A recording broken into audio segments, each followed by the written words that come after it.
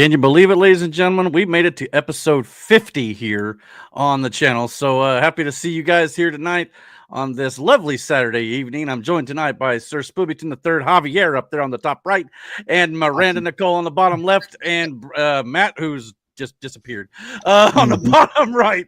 So yeah, sounds about right. Yeah, we're right on target here. My name is Eric Hopkins, aka Joe. Welcome to the Dragon's Den podcast. Like I said, episode number 50. Can you guys believe that? Damn. After it's been over a year. I know 52 weeks of the year, but we didn't do a show every single week. But we've been on for over a year now, pretty much almost every single week. So it's good to be back here as normal. How's everything going? I saw these two guys earlier, went to a wedding. So just got back from that not too long ago. If they're watching, congratulations, Jordan and Nick. Yes, it was a good time. All things considered, thank you for having us there. Sure. Good time. Yeah, no doubt. And I don't know what Matt's been up to, but I guess we'll find out whenever he does decide to grace us with his presence. So there's always that. So yeah, no Aaron tonight. He's a little under the weather, but hopefully he'll be back in a couple weeks' time. When we do come back, we'll be off next week from the sounds of things because I'll be going out of town for Mother's Day. So that'll be kind of fun to do. So yes.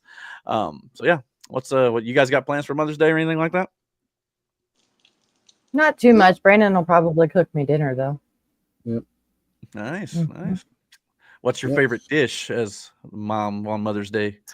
Steak. Usually a medium rare steak. Yeah. Medium rare. I love how she emphasized that because we were discussing steaks earlier. But done for me. I know I'm the rare guy. Not rare. You're not the rare. Well, guy. no, not rare, but I'm a rare breed, I guess you could say, who likes their the tougher the better. That's why I say burn that sucker to a crisp. But maybe not that far. Maybe not that far. That's shoe leather at that point.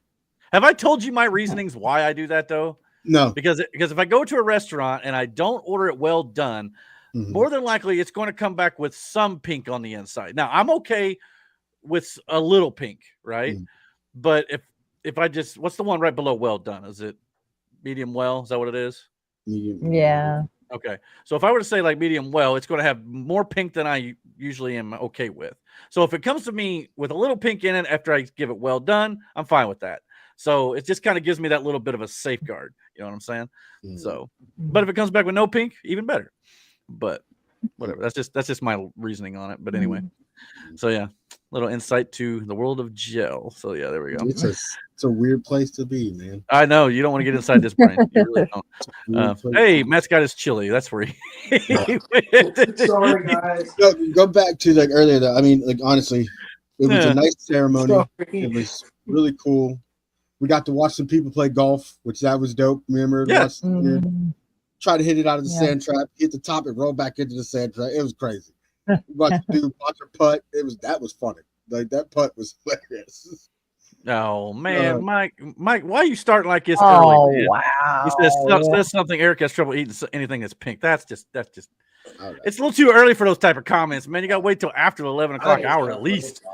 So I'm gonna get that up screen.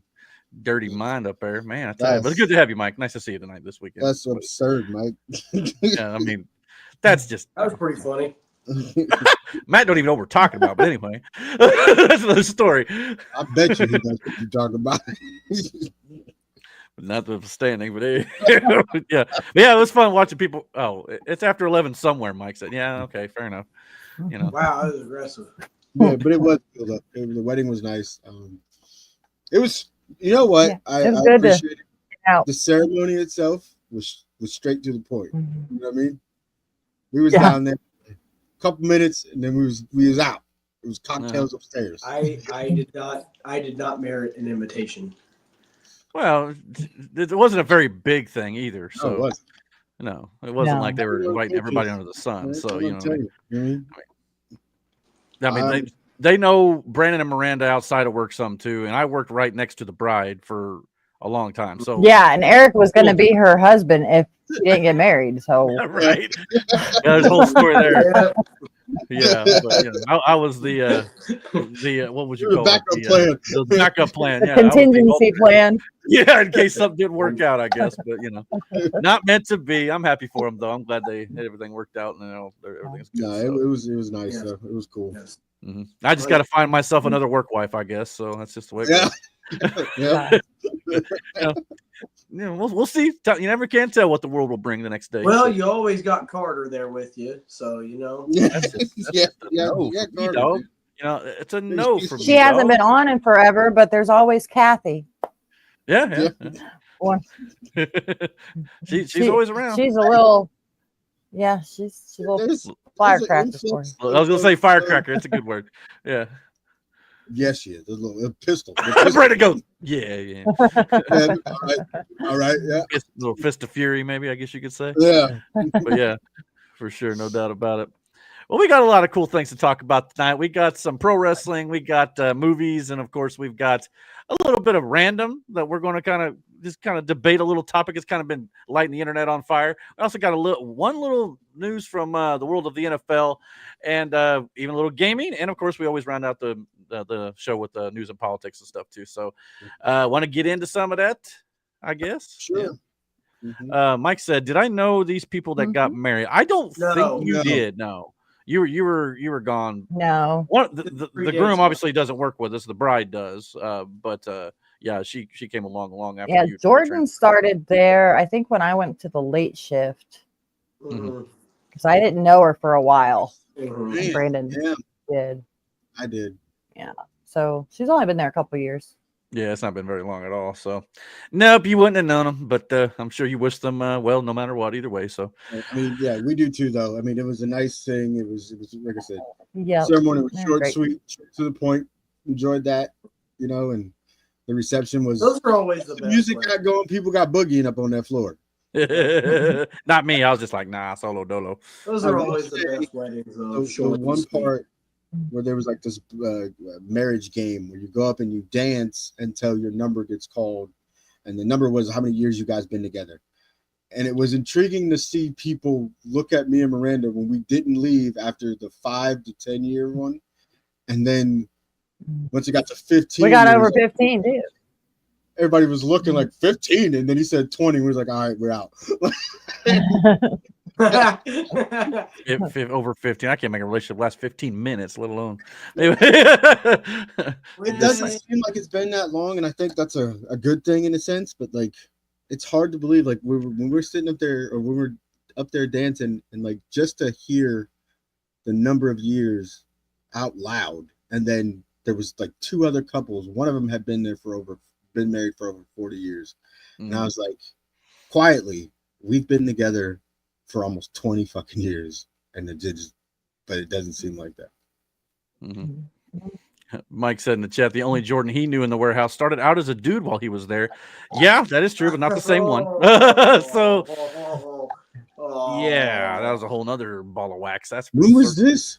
Ouch. Oh, this has been a while. Yikes. I don't think you ever met him, for sure. No, Kathy showed me pictures, but that was after transition. But don't she fooled me. All I'll say is he had a good surgeon. That's all I'll say, because I was like, what? But anyway, yeah. A little awkward. But anyway, all right, let's move on here. So, all right, let's get into the pro wrestling stuff. Let's move on.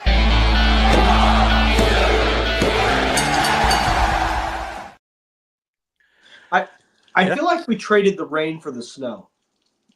What? You mean the snow rain? Topic. But I think it snowed for like months and months on end, and now it's traded for rain. You said that backwards. You said it backwards, but I got what you meant. Yeah, we got you. All right, cool. Yeah, all right. Pro wrestling. Yeah, pro wrestling, sure.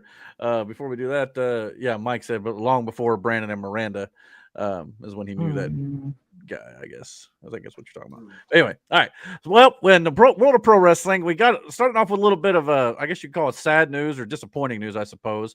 WWE has cut and released about 15 plus superstars from their roster, including from the main roster: Braun Strowman, Shayna Baszler, Dakota Kai, Caden Carter, and Katana Chance, along with NXT releases of Cora Jade, Gigi Dolan, Aura Mensa, Riley Osborne, Eddie Thorpe, Jakara Jackson, Javier Bernal, Joe Coffey, Mark Coffey, Wolfgang, and Danny Palmer, as well as Shotzi, formerly known as Shotzi Blackheart, is also leaving the company, as she was informed her contract will also not be renewed as well. So, thoughts on all these? Obviously, the biggest name I probably would think. Some of them were just contracts coming to an end, and they decided not to renew, and some of them were just releases. Mm-hmm.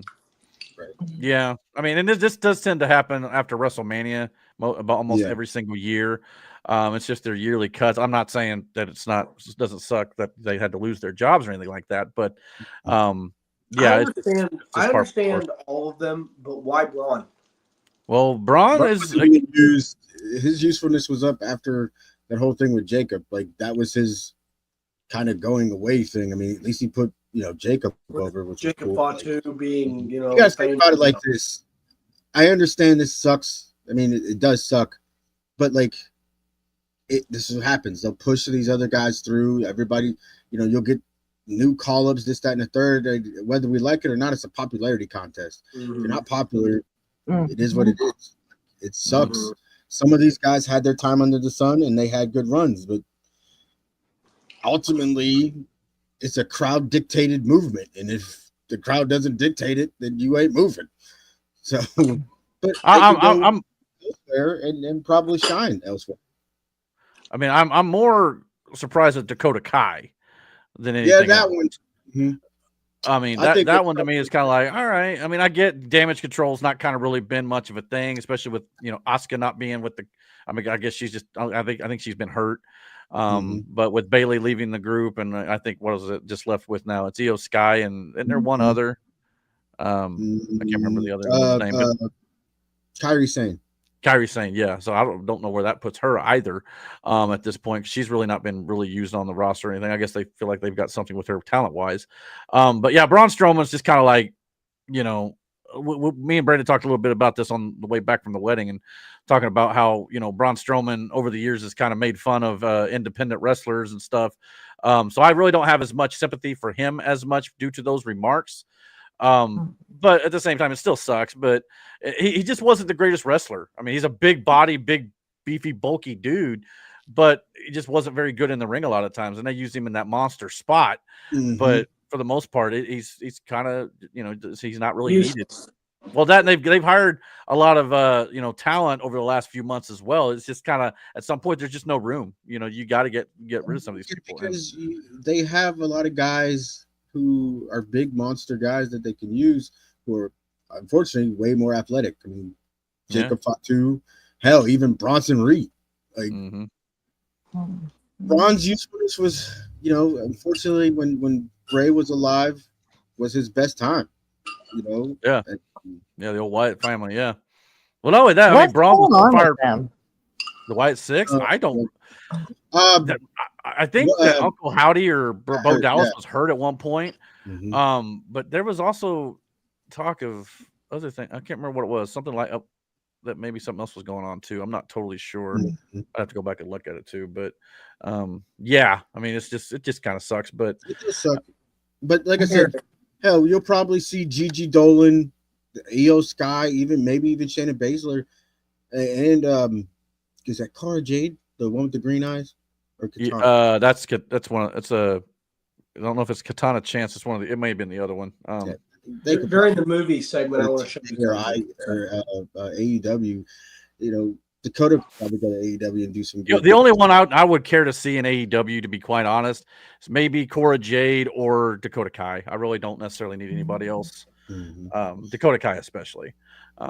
I just don't think. I mean, not to say they won't end up there, maybe in Ring of Honor or something like that, but a lot of, especially the NXT talents, I don't watch a ton of NXT, so I've not really heard of a bunch of them.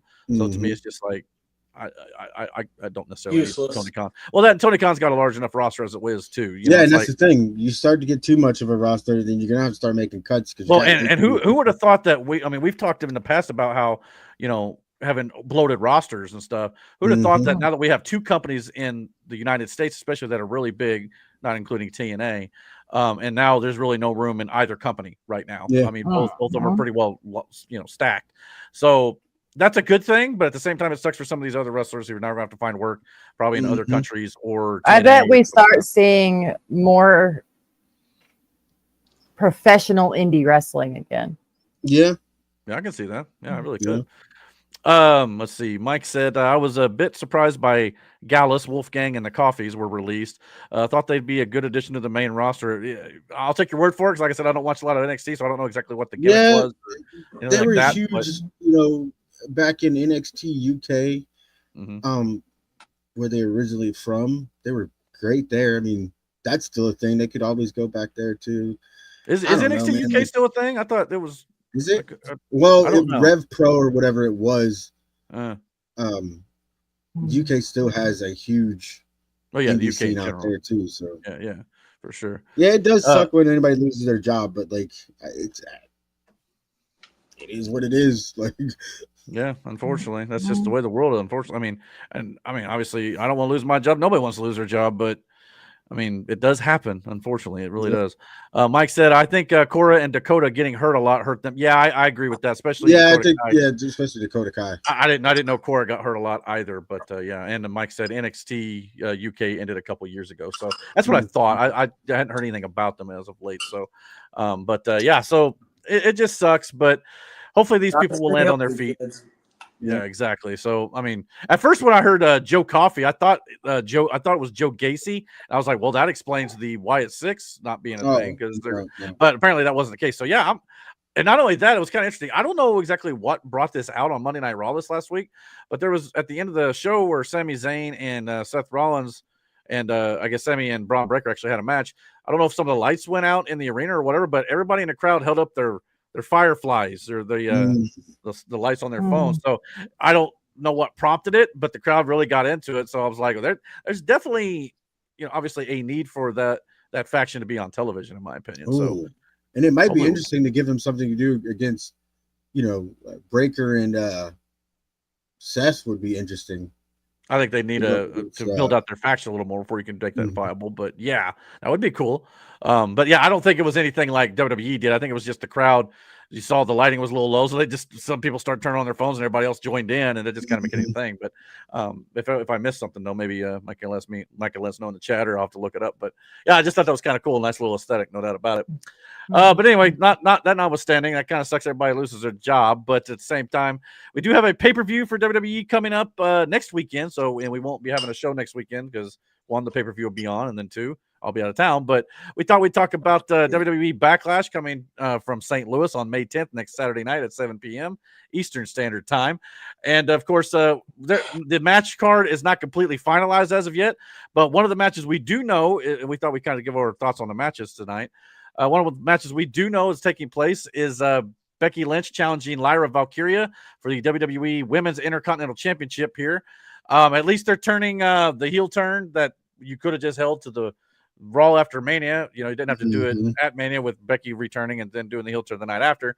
But they're at least making it into a championship match. How do you think this is going to go? Do you think Becky's just going to kind of roll in and take a title? Or is Lyra going to get a big rub here?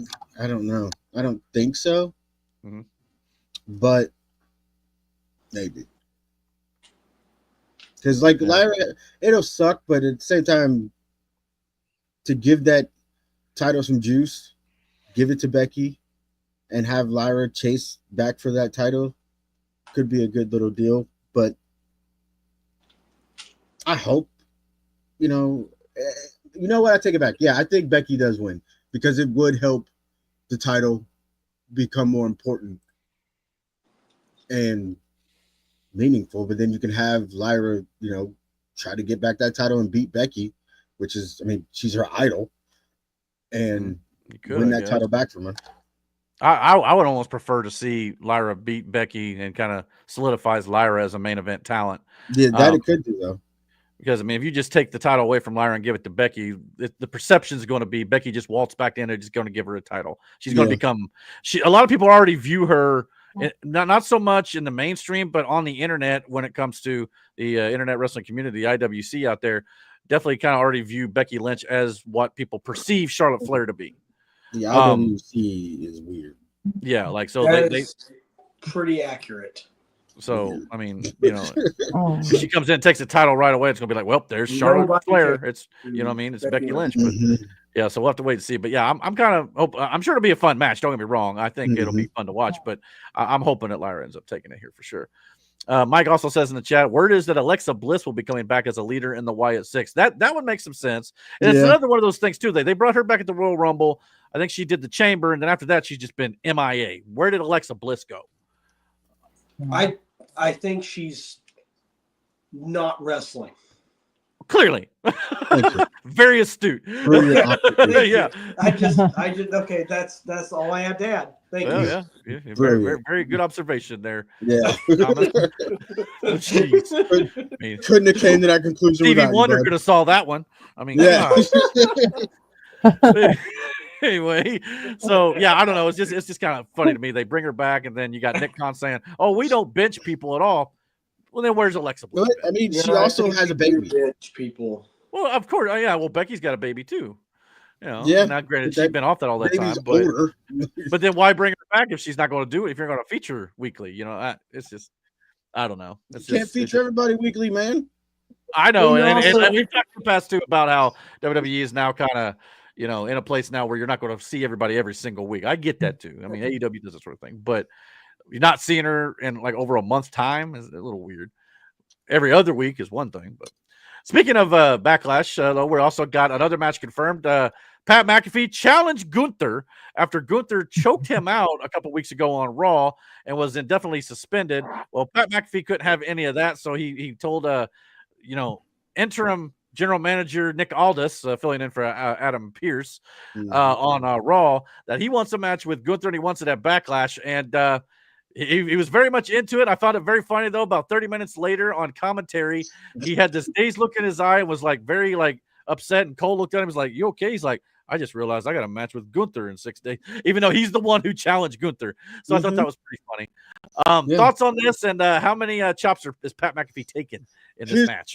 I'll tell you this: Pat McAfee is a dog because he doesn't have to do any of this shit. He could sit back on that commentary booth and just do that.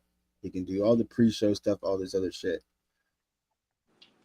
But to get in the ring, I mean, hell, he pulled a backflip off of the cage in War Games against Undisputed Era when he was in that whole thing with Cole. Mm-hmm. Kyle O'Reilly kicked his soul out in that match. So Pat takes abuse, but this is going to suck ass. If you've never been chopped before, especially by somebody who really knows how to fucking do it, it is going to suck.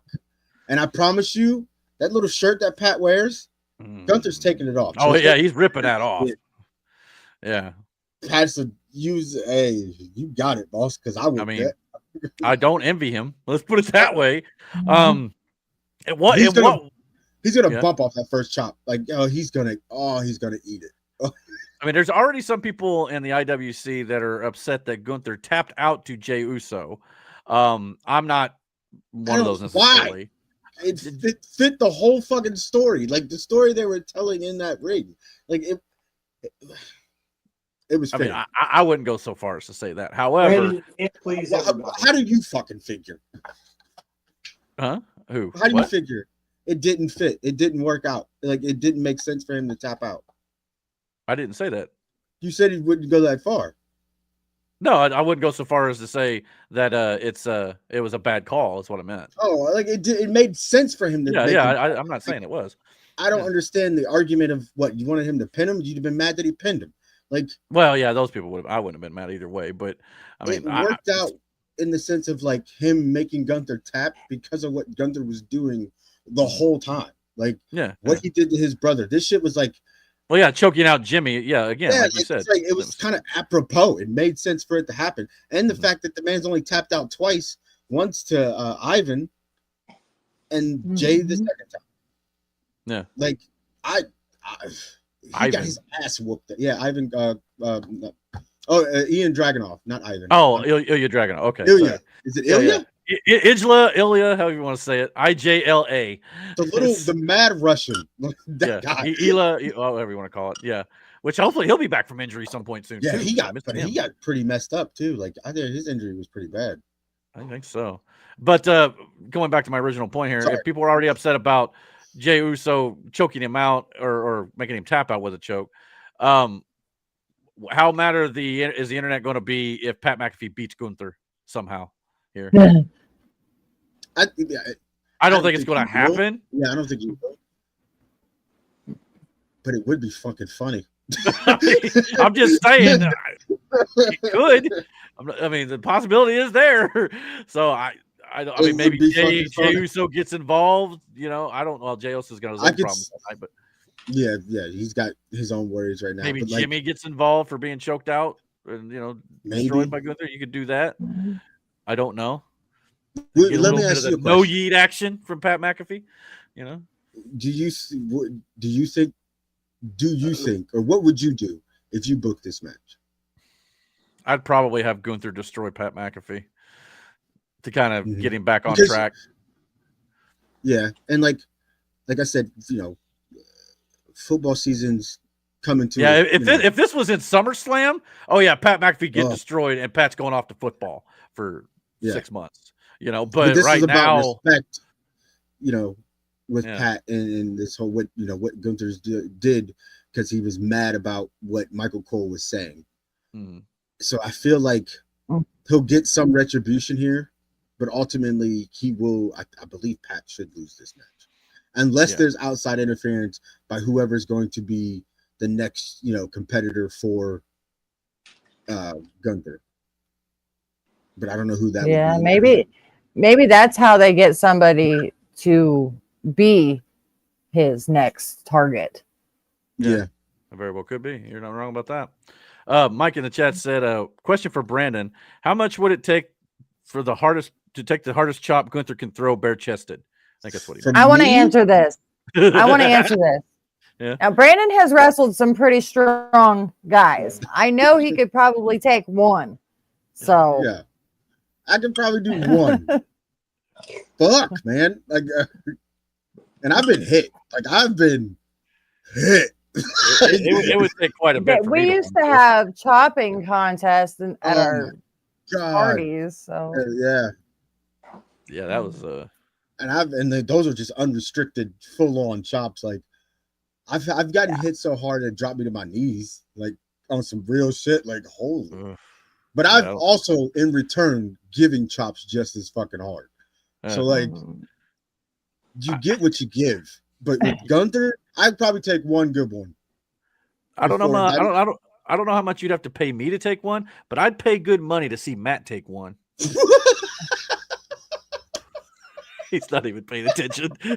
He'd be shorter than he is. This is crazy. You know the scene in Sonic when Sonic gets hit and all the rings go flying? Yeah. That's Matt. If he took his chop. Instead of rings, it's come on, Matt. Would you do it for like $1,000? I would always wanted to take an RKO. Yeah, but that's an easy move to take. I can give you one of those in my front yard. I just think that would have been awesome. I'd rather take a damn chop. I don't want to. I ain't doing a DDT. I ain't doing this shit. I don't want to take a whole fucking body.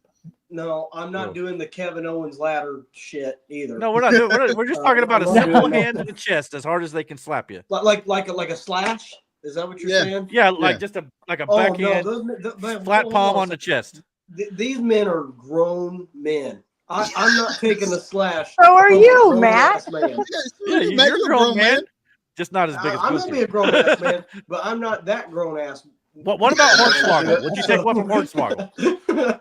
I mean, you take one from Hornswoggle?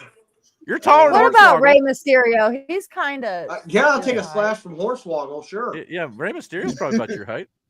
Maybe a little taller. I might take one from Rey. Besmirch Rey like that. That's but from Gunther, no. I take one from Dominic in a heartbeat. Gunther, Braun Breaker, or anyone who's built like a brick shit house. No, I'm not going to take one.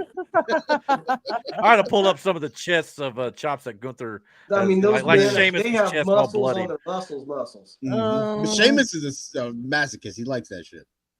Yeah, well, but Sheamus also looks like his skin just hurts because it's so transparent. What about you, Eric? Oh, me? How much? Oh, yeah. Give me a couple thousand, I'd do it.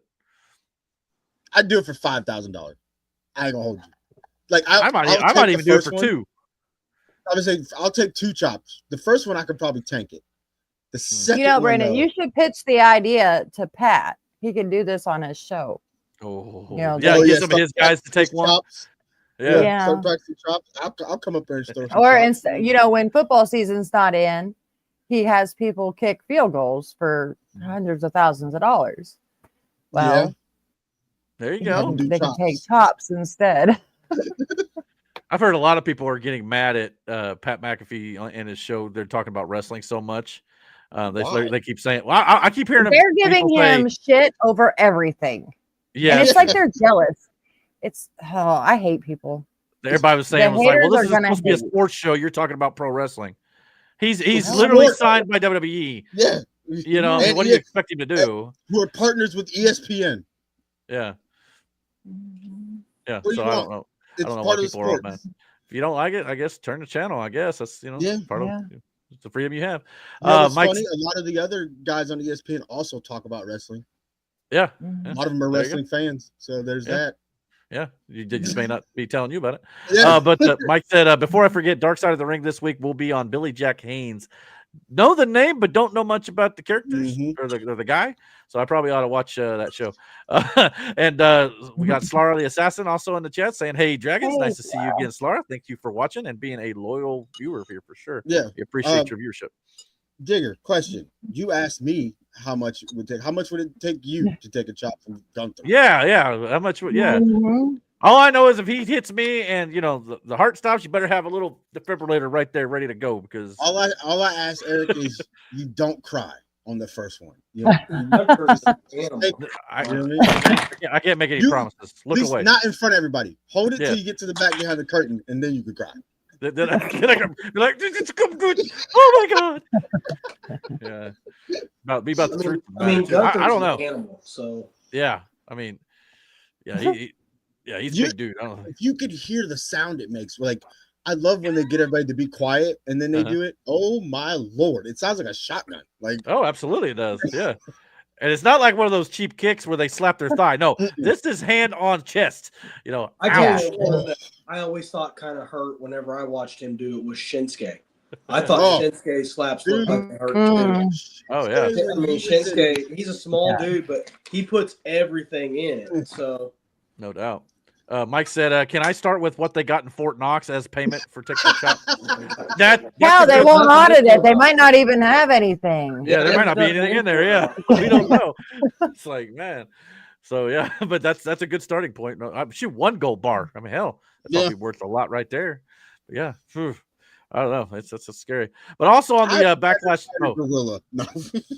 No, we're gonna talk about that later. But we also got the World Heavyweight Championship. Jey Uso defending his title against Logan Paul. Logan Paul's so awesome.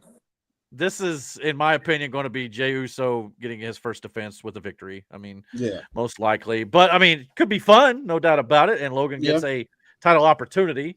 But again, it'd be one of those things like everybody was upset that Jey Uso won the Royal Rumble. Not me. I was there, saw it live, saw it was great. And then you got him winning the world title. The people, what if they turn right around a month later, give the title to Logan Paul? I just don't see that happening personally. But again, never say never, I guess. But I think for the most part, this is going to be Jey Uso's first defense, and he's going to get a big win. Like I said, I'm sure Logan will do some crazy stuff and have a good match because he has far exceeded expectations for a little bit of actual experience he has in the professional wrestling business. But I just don't see that here. Anybody else think any different? No, I think Logan's a good wrestler. Uso win. No. Yeah, I agree. Now we're getting a little bit more into speculation about what could possibly happen on this show. The rumor could possibly be that Seth Rollins and Braun Breaker could be wrestling Roman Reigns and CM Punk in a tag match at the show. I don't think this is going to happen here, though, because Roman and Punk may be taking a little bit of time off. I'm not sure about Punk per se, but Roman very well could be taking a little bit more time off. Now, I think this match could very well happen down the road. I could see this definitely at SummerSlam, if nothing else, and maybe you drag this out a little bit. But if this were to happen, don't get me wrong, it'd be a great match here. but I think it would then overshadow Cena and Orton. So I don't know if you do that here, especially since it's in Orton's hometown. So yeah, but down the line, no doubt about it, I could definitely see that happening. What would be more likely on this show, I think, would possibly be Sami Zayn versus Seth Rollins, because they just did this whole thing on Raw with Sami Zayn against Braun. Braun beat him, I think, once Seth kind of got involved and stuff like that. But Sami versus Seth, with their kind of friendship story angle that they've kind of been telling over the last few months, could make a lot of sense here if they end up doing that. But nothing's confirmed on this front just yet, with about a week to go. But right now, I think only confirmed is like 3 or 4 matches on which that may be all they do. But I could see them maybe adding one more, maybe a U.S. championship match on the men's side. That's always very possible as well. Jacob Fatu maybe against LA Knight or Damian Priest or Drew McIntyre or something like that. Maybe a fatal 4-way. But right now, yeah, this is just kind of speculation. Now for the main event, though, we obviously have John Cena versus Randy Orton. Last time, they're billing this as one last time officially. So, yeah, thoughts on these two guys who fought many times over the years, and one more nostalgia trip before Cena decides to hang him up, and Orton's getting up, coming up close to the end of his career at some point too. Man, so they made that promo was personal. Like they got personal with each other, which is great because they've known each other for so long, they've wrestled each other for so long. It should be personal, it can be personal because like they know each other. So like I'm intrigued by a lot of what we're going to see, especially with some of these quote-unquote nostalgia matches. It sucks we won't get that Triple H versus Cena one. Like, that won't happen. No. But Orton versus Cena, they had some bangers back in the day. So there's not a lot of wrestlers on the roster now that Cena's had much fuse with in the past. Yeah. At this point, just kind of, all the new talents come up and everything. But yeah, this one last time, and like I said, I don't expect Cena to wrestle a whole lot this year. You might get 3 or 4 matches out of him maybe for the remainder of the year. SummerSlam being one, maybe Survivor Series, and the last match maybe in December.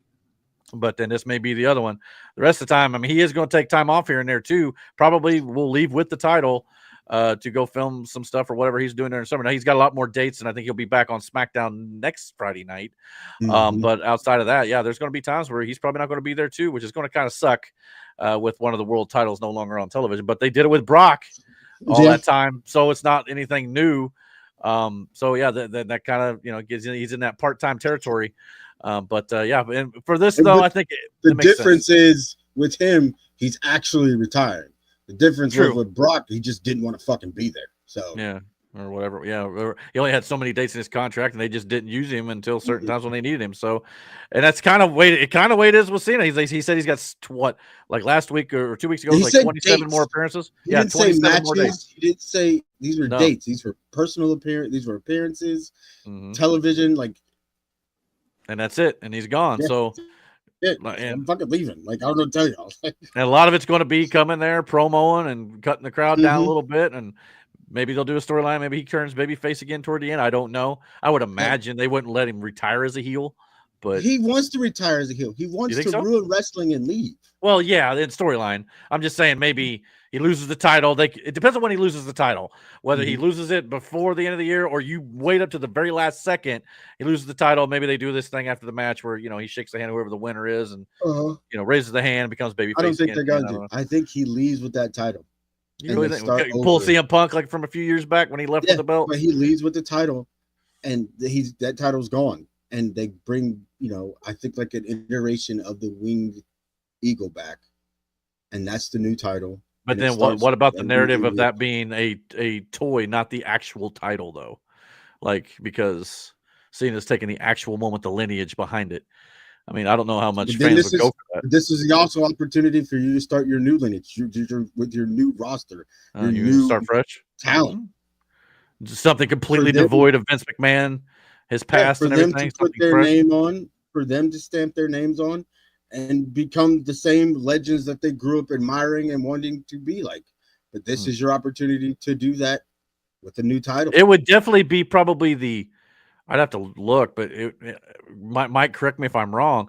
That would be like the longest reigning tenured lineage championship to be retired. I don't think it would. I don't think it has another rival to it. I really don't.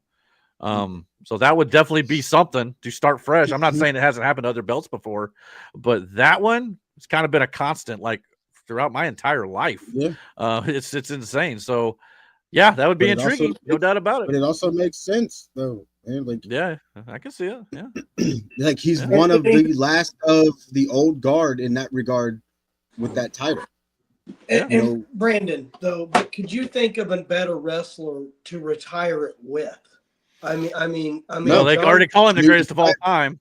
So. I mean, like, I'm just literally, saying, you're never gonna. Brandon said it himself two months ago. You're never gonna find another John Cena. You're not. You're just. Well, they said that about Hulk Hogan. Then they found, John Cena. They, Well, I'm just saying, you're just not. But yeah, I mean, the reality is like John Cena was there day in, day out.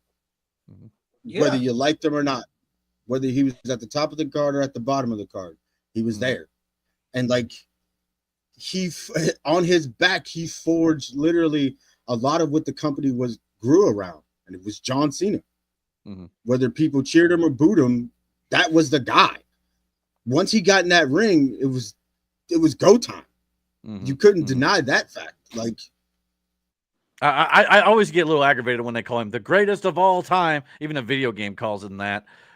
He's one of. Agreed.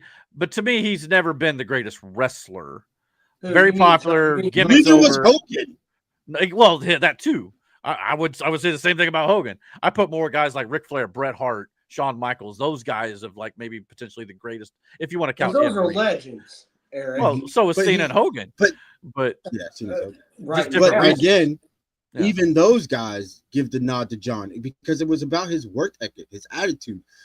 Again, he had a gimmick that like nobody liked in the beginning, but I don't know what he did, to turn it around, but he did. I guess, and it became a mantra for like a lot of people. I guess just when I hear the greatest of all time, that encompasses everything, including the wrestling aspect of it. If you don't have all the aspects of it, it doesn't ring as well with me.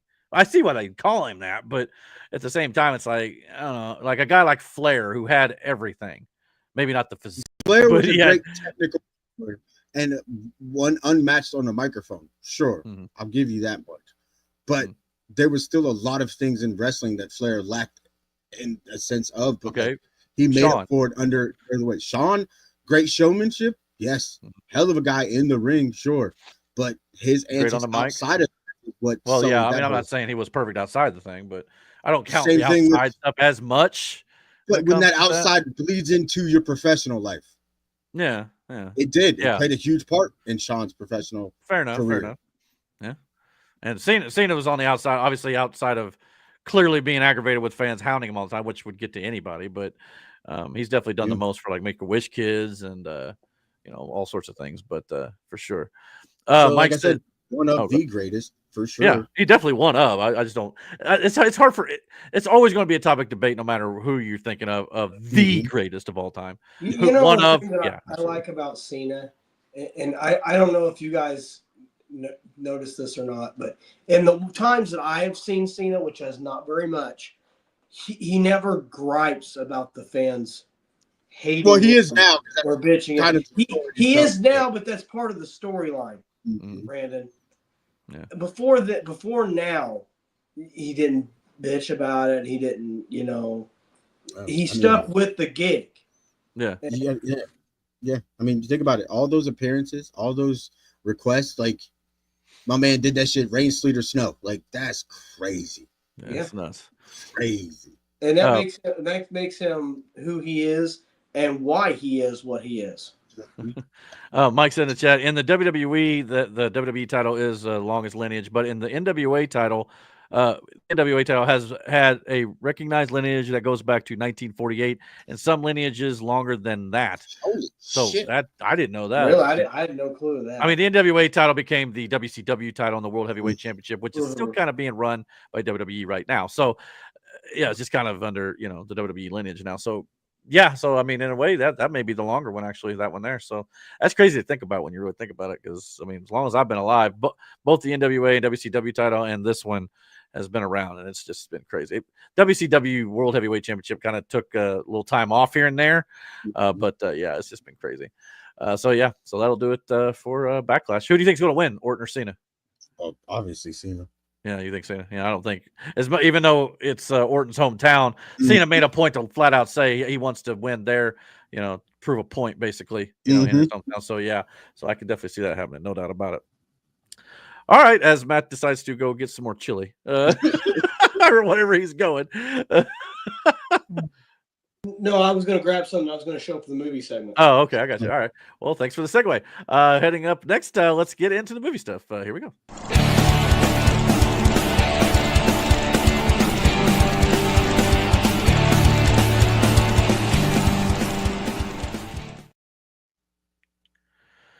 All right, as Matt finds whatever trinket he wants to show here. What's he got? I have no idea. Before I go much further. Okay. Where'd you get that at? You gotta mute yourself. Mm-hmm. I found it in a an antique store. Uh-huh. And it is from the 1980s movie. So it was very expensive. Yeah, very expensive, huh? Well, I guess it's fan made, obviously. By the way, according to your wife, no, I did. Yeah, Sierra found it. Yeah, so there you go. Yeah, give credit where it's due. Sorry, honey. She said, nah. I found that shit. Yeah. Thanks for comments here. That's awesome. And thanks for the like, by the way, too. Oh, and Mike said also, by the way, happy Rusev Day. So yeah, there's that too. And then he also said he did come back. I forgot about that. Then he said the NWA title is actually separate from the WCW. I thought they was the same. One and the same. WCW title only goes back to 1991 with Flair as the first champion. Really? Because the NWA became WCW, did it not? So, as far as I understood it, it was the same thing. But maybe I trust Mike more than me on that one, so I'll give him credit. Yeah. But anyway, Slar said, "Wow, that's the fastest wrestling segment." Well, yeah, I'm trying to be better about the timing of some of these segments. We kind of want to keep the show moving along a little bit. Even did it without a 10-minute counter. It wasn't quite 10 minutes, but either way, yeah, it wasn't a whole lot in wrestling news this week. And to be full honest, I haven't caught up with AEW yet, so. There's not much I can really report on that one. So here we go. But when it comes to the world of movies, there was a couple things I wanted to touch on. First and foremost, last night I got a chance to go see Thunderbolts, the newest movie for the Marvel Cinematic Universe and Marvel Studios over there with the MCU. And I thought I'd give a little bit of my non-spoiler thoughts on it. I'm not going to ruin anything here for anybody on the channel who's not seen it, obviously, because it just came out, or anybody watching at home. But I just kind of wanted to give my personal opinion on it. I actually thought this was pretty good. For the most part, this is Yelena Belova's movie, who is played by Florence Pugh, as you can see here on the right, for those of you who don't know her character. She's Black Widow's sister. From the Black Widow movie. And this film, in many ways, is a sequel to Black Widow and The Falcon and Winter Soldier, more than anything else in the MCU. So if you want to watch something before you go see this, check out those. But the film does a good job of explaining to the audience who these characters are if you have not seen any of the other material. So that's definitely something that Marvel Studios head Kevin Feige has said is a priority for them moving forward. And I think this film does a pretty decent job of doing that, making these movies and shows much less like homework and more like entertainment that you can just jump into at any given point. I think that's a good thing for the series moving forward, especially with the Avengers and everything coming up. But I still do hope that they tie in a lot together, because if they don't tie together, it kind of defeats the purpose of having a big cinematic universe. So they need to keep that, I think. But this film definitely deals heavily with depression and mental health, which I thought was an interesting choice. Definitely a little bit darker in some of those aspects, but at the same time, there's a fun, like, comedic dynamic between all these characters, who are basically a group of ragtag nobodies and no-name heroes outside of Bucky Barnes in the cinematic universe. So it's kind of like, if you've seen the Suicide Squad with DC, it's like that, but it's written better. So yeah, this movie in that regard, delivers in spades, in my opinion. But it also ties together some of these lesser-known characters from the TV shows into something bigger in the actual overall universe when it comes to the films. And this film is very relevant to the future of the MCU, with the Fantastic Four and Avengers Doomsday coming up next year. So in that regard, I think this film does a good job of tying all that together. It also makes Captain America: Brave New World a bit more intriguing in hindsight. In one major aspect, especially at the end of the film, when it's revealed what the asterisk is in the Thunderbolts title and what it means. So that right there was a big reveal at the end of the film, kind of letting you know what that asterisk is in the title for. I won't say anything much more than that because it is a big spoiler. But all in all, I think this is a solid 8 out of a 10 film.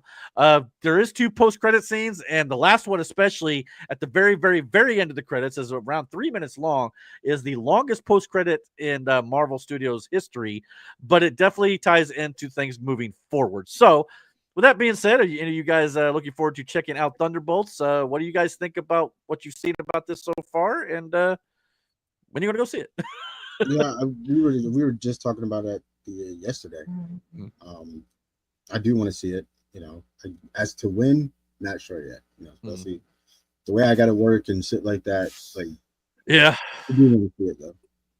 Yeah, and it looks like a movie. It looks like a movie. Well, so far it is getting some great reviews. Now, granted, critics and stuff, sometimes you can't always go by what critics say. Audiences are also liking it as well, though. And when this film debuted on Rotten Tomatoes, it had a 95% Rotten Tomatoes score, which made it, I think, the second highest MCU score ever. It has since come down to like 88%, which still makes it the highest ranked MCU film based on Rotten Tomatoes score in Phase 5 of the MCU. I mean, just ahead of Guardians of the Galaxy Volume 3, and even ahead of Deadpool and Wolverine, which to me, Deadpool and Wolverine is still the funnest out of this group of films. I don't know how Deadpool Wolverine had a 78%. Well, again, critics are sometimes harsher on it than audiences probably liked it more. Deadpool and Wolverine should not get a 78%. I would throw it up there with Thunderbolts, but I've not seen Thunderbolts, but from what I've heard from the reviews, I've heard it's really good. Yeah, I've heard a lot of Marvel fans say you should watch it. So I will say, after seeing Captain America: Brave New World and Thunderbolts, those were the last 2 films that they were doing under the kind of old plan before they decided to change things up. I will say, though, these 2 films, knowing now what we know about Avengers Doomsday next year, they're actually going to play into that film a lot more than I originally thought. So, yeah, a lot of the stuff that are mentioned in that film about, building up the new Avengers team and things like that definitely play into that. And it's actually could even set up, without ruining too much, possibly another, it's not really a spoiler. We've talked about how we're going to get the original OG X-Men. Probably, we're going to get a version of the Avengers, the Thunderbolts. We're going to have the Wakandans, potentially like even a mini Civil War type situation where all these groups may not get along very well, especially coming up against a force like Doctor Doom. So these 2 films definitely set that up.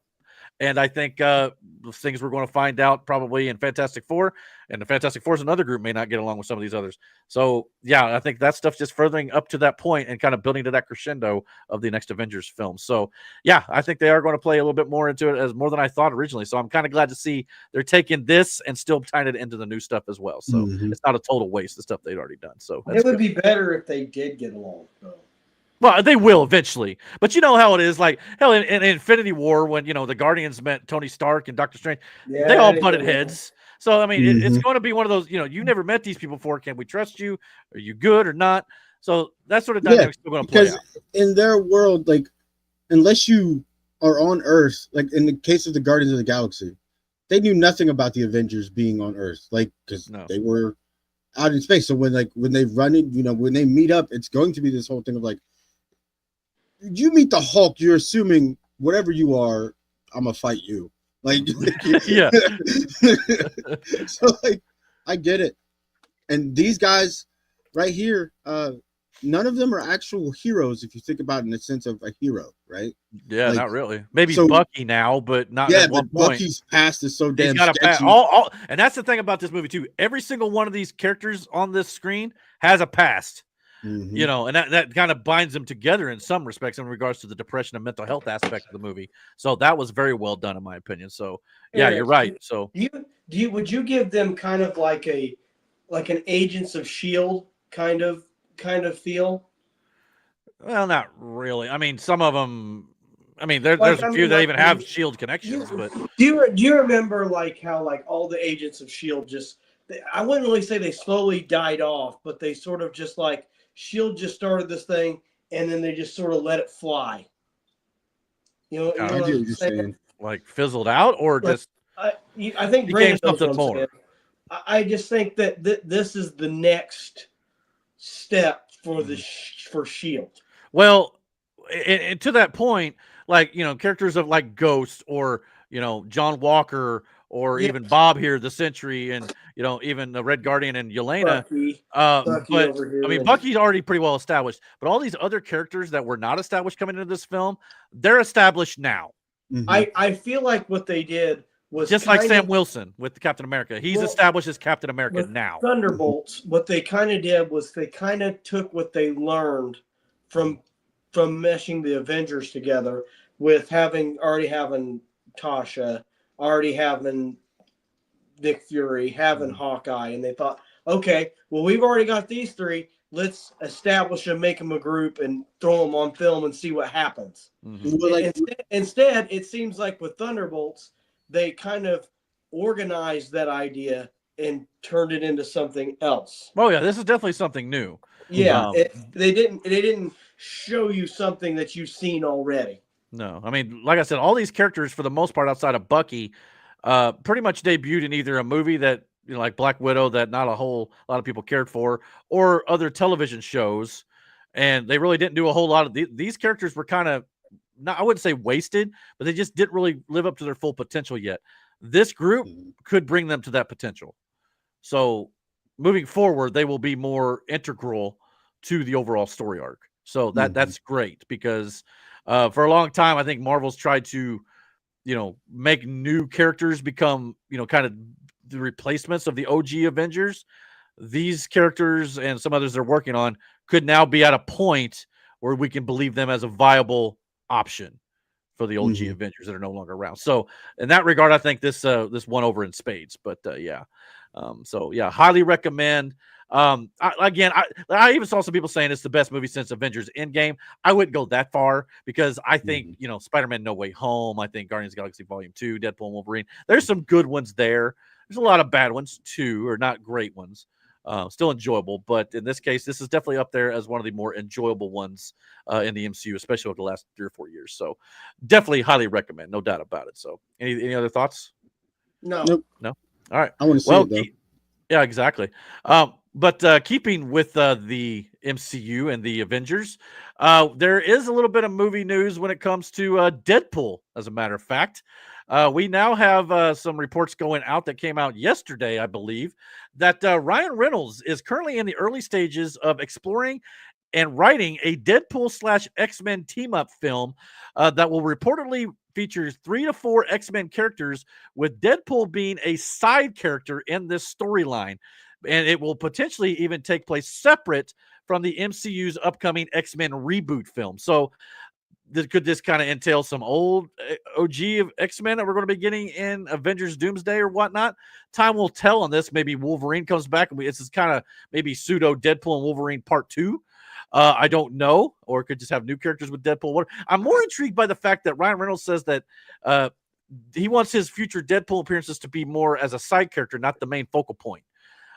Which is interesting to me, especially with the success. I mean, obviously he had the trilogy, so it's not like he really needs or probably feels he has to be the center of attention.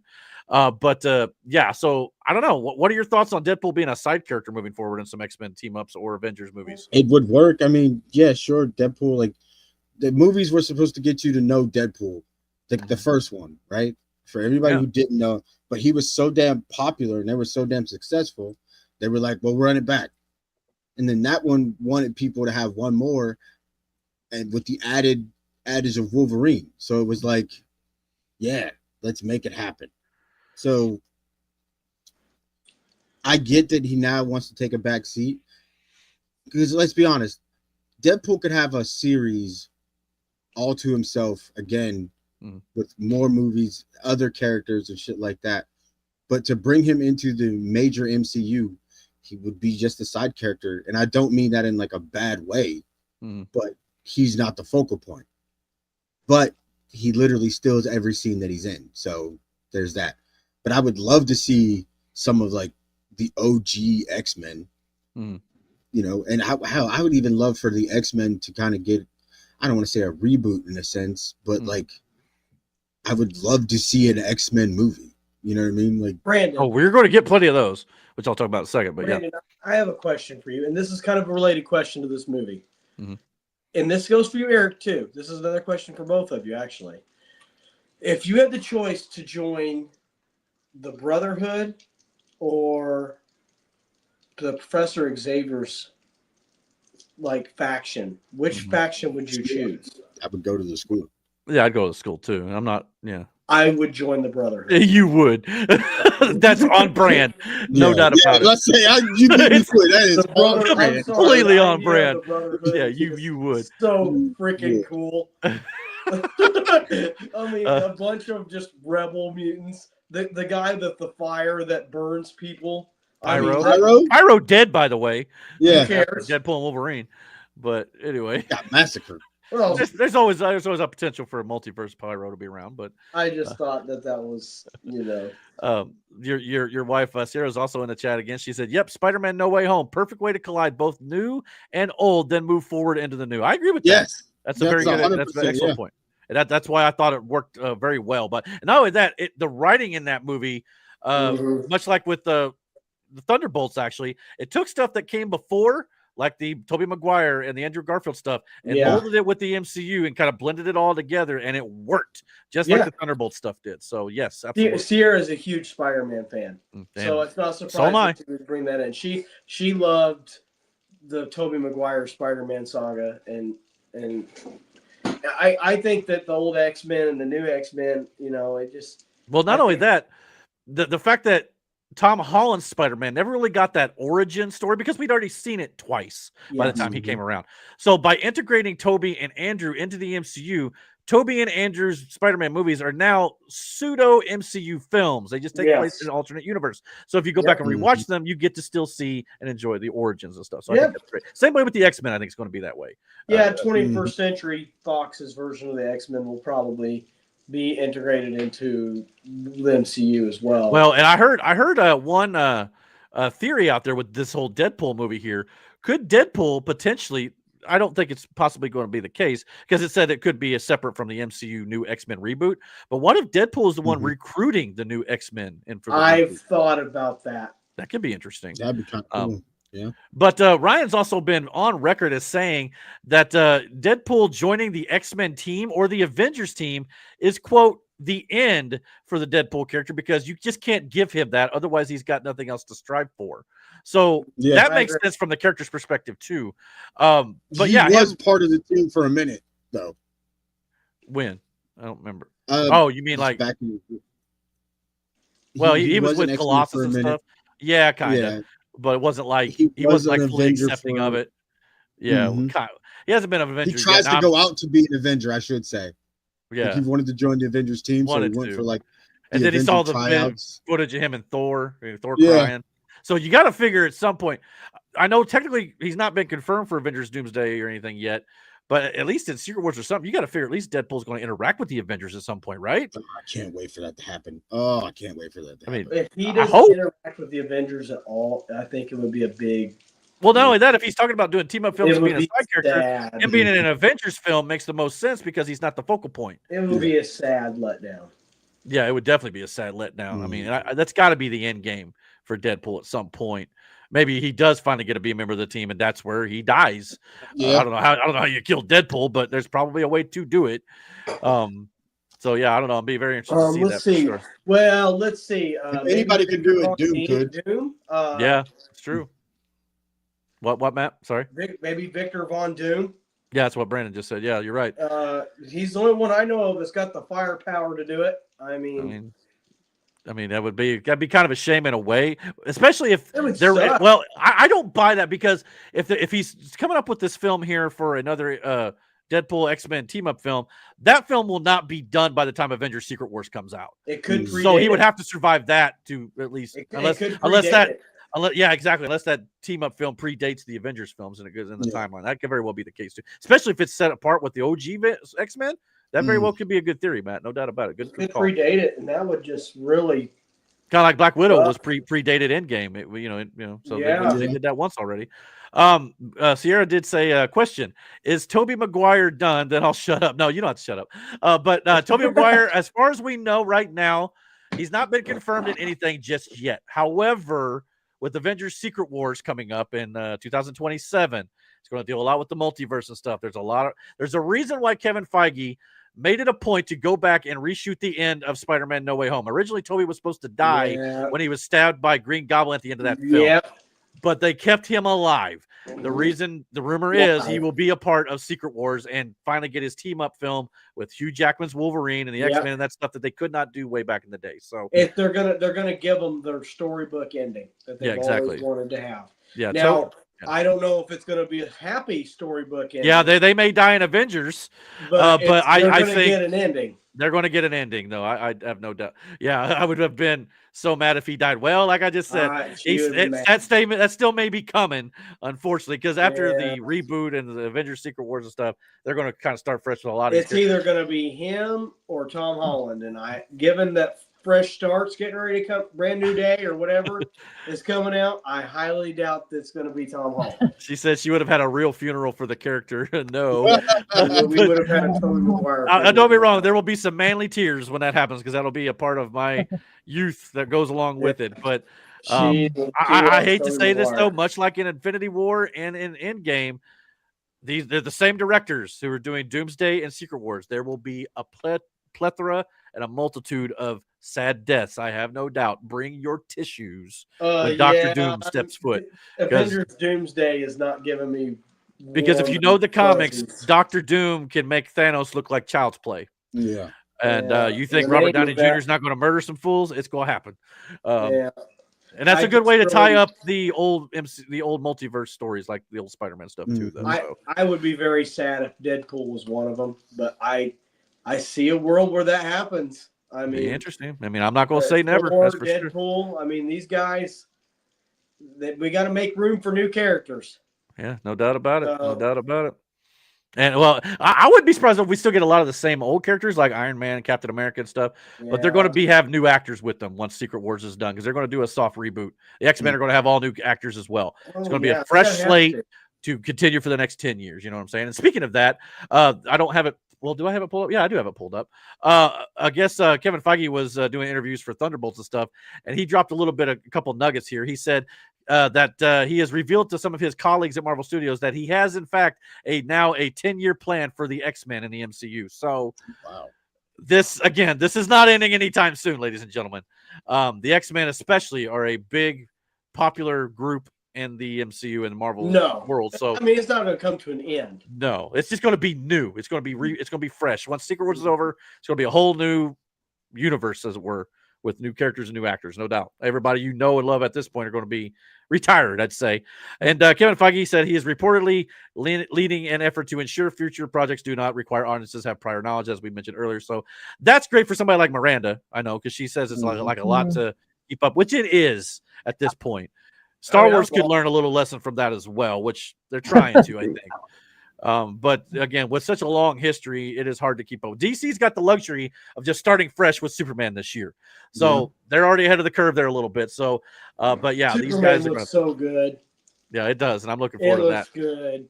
That is my most anticipated movie of the year, so I can't wait to see what happens with James Gunn's Superman as well. So, all right, with that being done, let's get into the last bit of movie news, and for that, let's jump over into the rapid fire segment.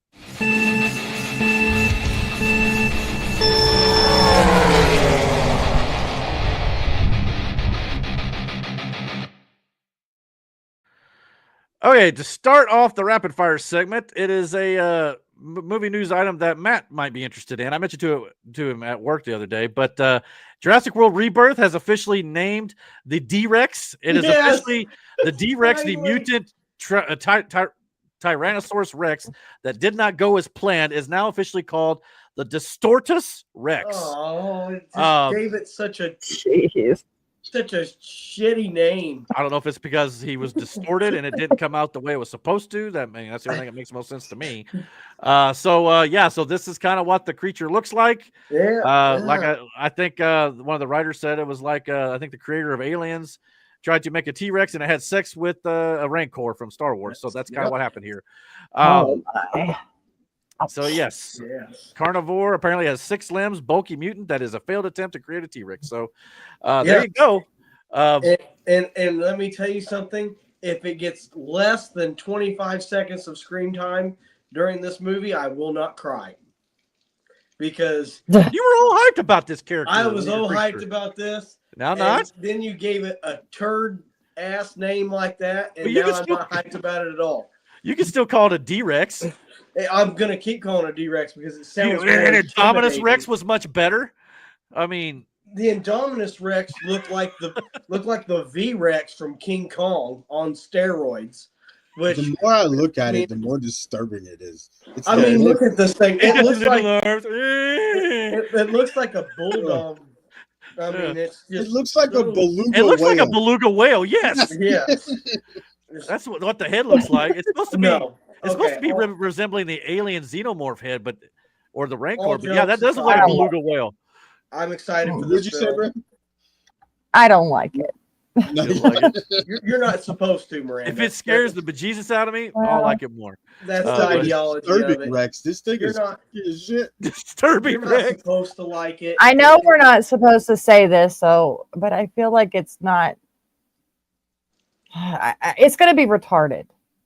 Yes. Like it's okay to say that now.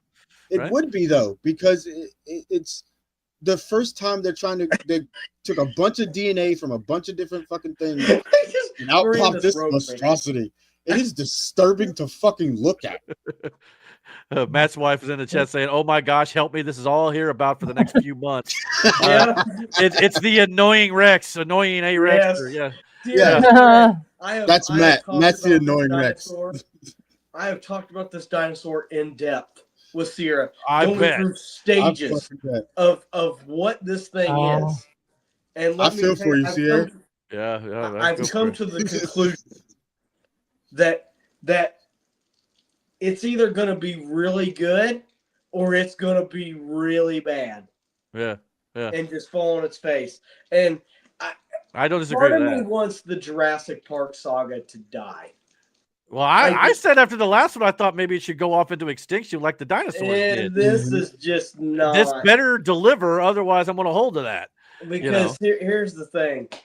I talked to Eric about this at work the other day, and it's a grasshopper and a T-Rex. And the only thing the Giga I don't see grasshopper here at all, but no. The only thing the Giga ate in the previous movie was it ate a dead deer. I want to see it kill something. Maybe it killed the deer off screen. No, oh my God, Eric! It's still a stupid kill. A dinosaur. We got to remember those deers were put there to feed it, and eat people, kill some people. Over a boat. I don't think you have to worry about that, but considering in this image here he's murdering a fool. Yes, he about to die. Yeah, he ain't getting out of there. Let's be fair. It's like that scene in Independence Day when that dude is behind the glass. Mm-hmm. Yeah, I agree. No doubt about it. Don't worry, Mike. I haven't forgot your chat, by the way. I'll get into it after this next segment. But I just think it's just I just hope they know what they're doing. Exactly. I agree. I mean, it is kind of, it's on shaky ground. Now, I'm going to give Sierra another reason to be a little worried about Matt, because I'm going to give him another dinosaur to, obsess over. Apparently, Rebirth is also introducing what they're calling mutadons. It is described as a combination between a pterosaur flying dinosaur and a raptor. So that could be interesting. I don't know if that means they're going to have the smarts of a raptor. That is horrible. That is just stupid. Don't do that.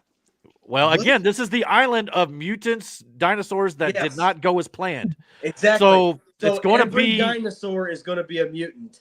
The criticism I've had of the Jurassic World franchise over the last few entries is the fact that and I know it's always supposed to have been dinosaurs that have been man-made and we've experimented and all that stuff. I get it. But now you're coming up with all these different hybrids and different, designs for different like sci-fi creatures that are not really dinosaurs. You know what I mean? It's like we got to take it to that level now because we got nothing left. But, then they should just call it Mutant Park.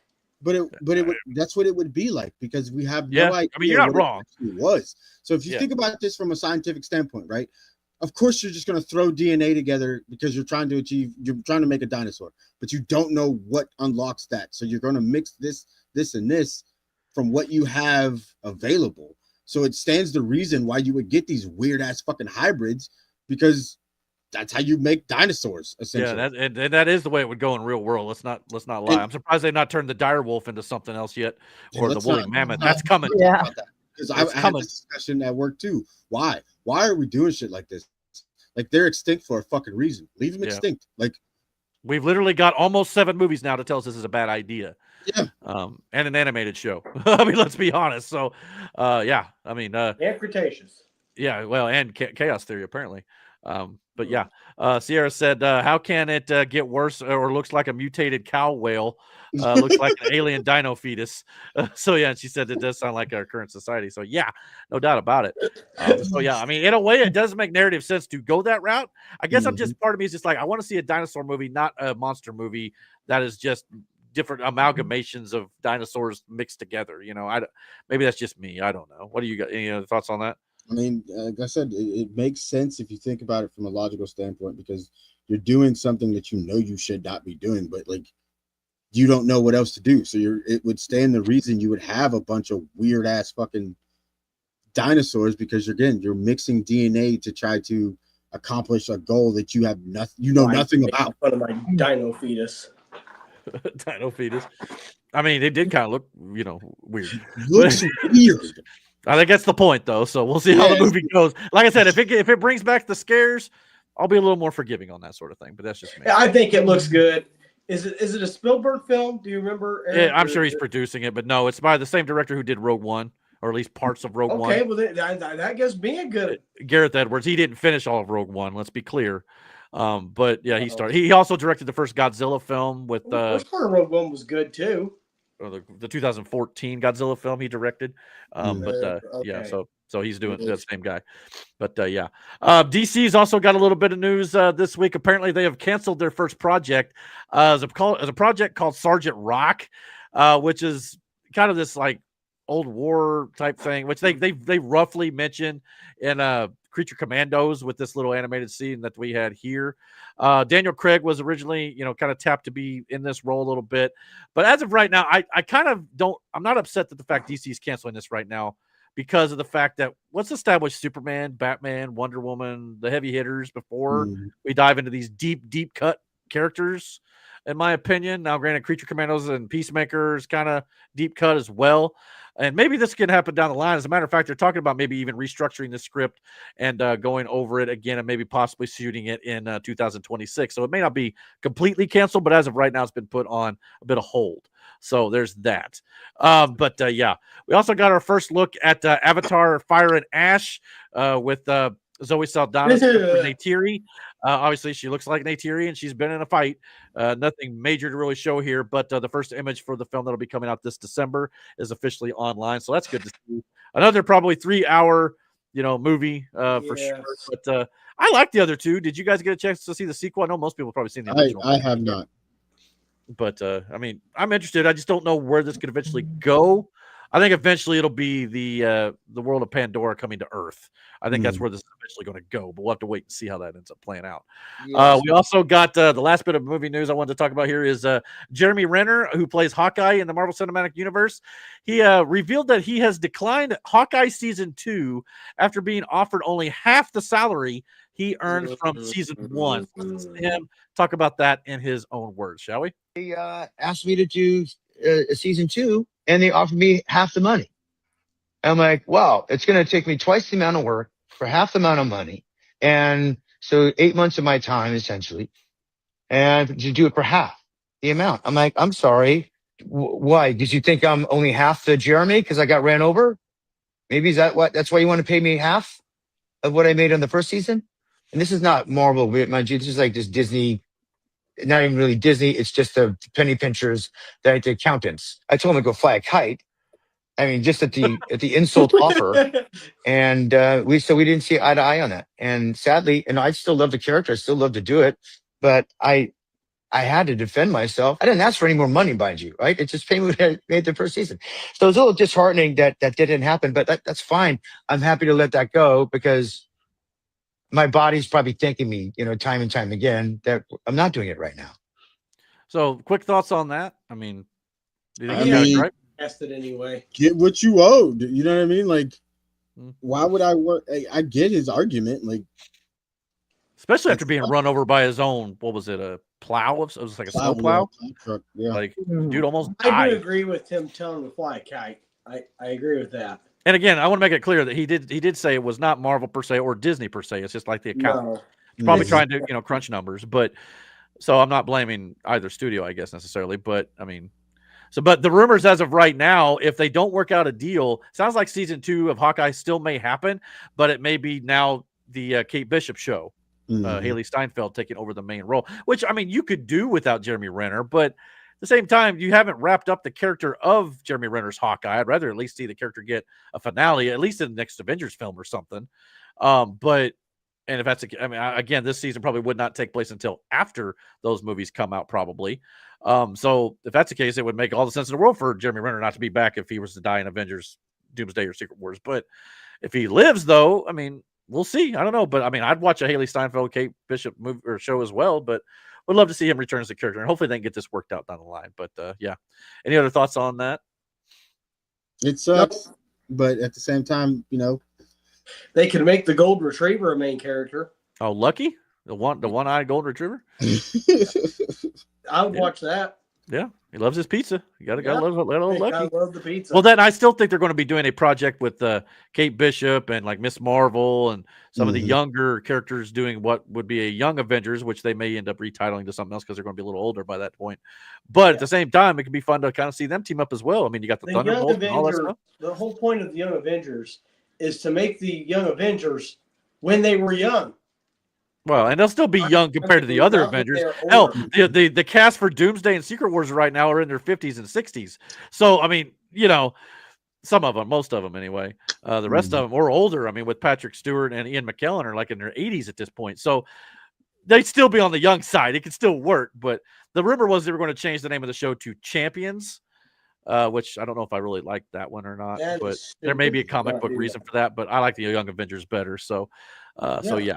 But yeah, hopefully we'll see what happens there. But yeah, I'm excited for that. Regardless, anything MCU, I'm always excited to at least check out. But hopefully Jeremy Renner get it figured out because, like, a lot of people thought Renner was going to die as Hawkeye in Age of Ultron, but they didn't pull the trigger there, and that was like 10 years ago at this point, maybe even more. No, it was like 12 or 13 years ago. Holy crap! They were going to kill him off in Avenger. Yeah, well, yeah, they kind of teased that. I mean, they definitely teased it in Ultron where Quicksilver took the bullets for him and he ended up dying. They definitely teased it there. Yeah, they even made mention that, he's kind of not the most important member, even though they said he kind of was. So, like, he could have been, could have lived without him, I suppose. But at the same time, he was kind of the heart and soul of the team in a way. So I like that. Still is. Yeah, exactly. All right, well, that'll do it for the movie stuff, I guess. We got another topic here I thought would be just kind of fun to talk about. I'd be curious to see if Matt knows anything about this, but let's get into the random section.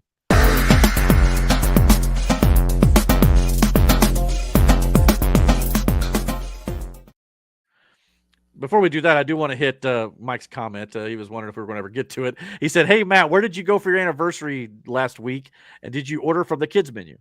That's wild. No, and I went to the Hard Truth. The Hard And we went to Little Nashville. Oh, okay. Yeah.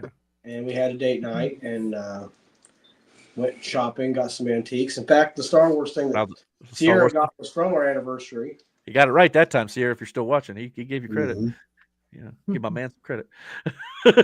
After he had to be told. Yeah. Keep throwing interceptions. Well, again. No, I'm just sucking right now. I'm in Dallas. Anyways. When you multitask, that tends to happen. Yeah, I multitask. Yeah. But what were you going to ask me? You went down to Little Nashville? Oh yeah. Yeah, I went to Little Nashville.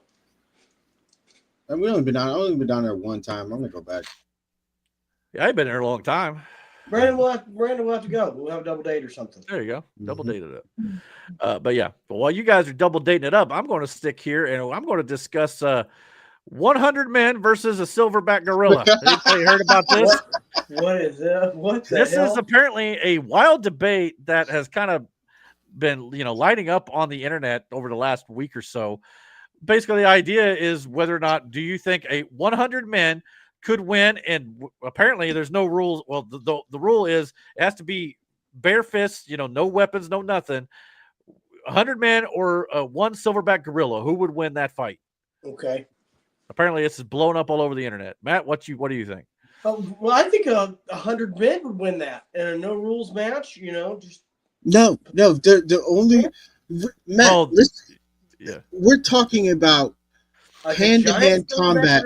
Yeah, big gorilla. A full-grown silverback gorilla. No rules. No, you can't use weapons. You can't use nothing but your bare hands. Yeah, silverback gorilla win that. Okay. Again, there's no way. When Brandon and I talked about this earlier, he about had a conniption. Here's the thing. Because I was under the impression you could use rope, weapons. No, apparently it's all just hand to hand. That's the case. The thing. Yeah. I don't give a shit who you are, right? The first person who runs in and gets absolutely obliterated by this. Ripped in half. Yeah. I promise you, the 99. I don't think people realize how big of a crowd 100 people is. Okay. So a lot of them won't see it, but you'll fucking hear it. You're not gonna want to walk into that. This was my thing. Let's say you did this in increments of 10. Okay. So you broke it up. 10 people go in first. You're going to watch the first. I'll give it the first 3 people. What the first one is getting one-shotted because again, you have a creature who is not going to hold back like a normal human would in a fucking fight. It can hit twice as hard as a professional boxer can, right?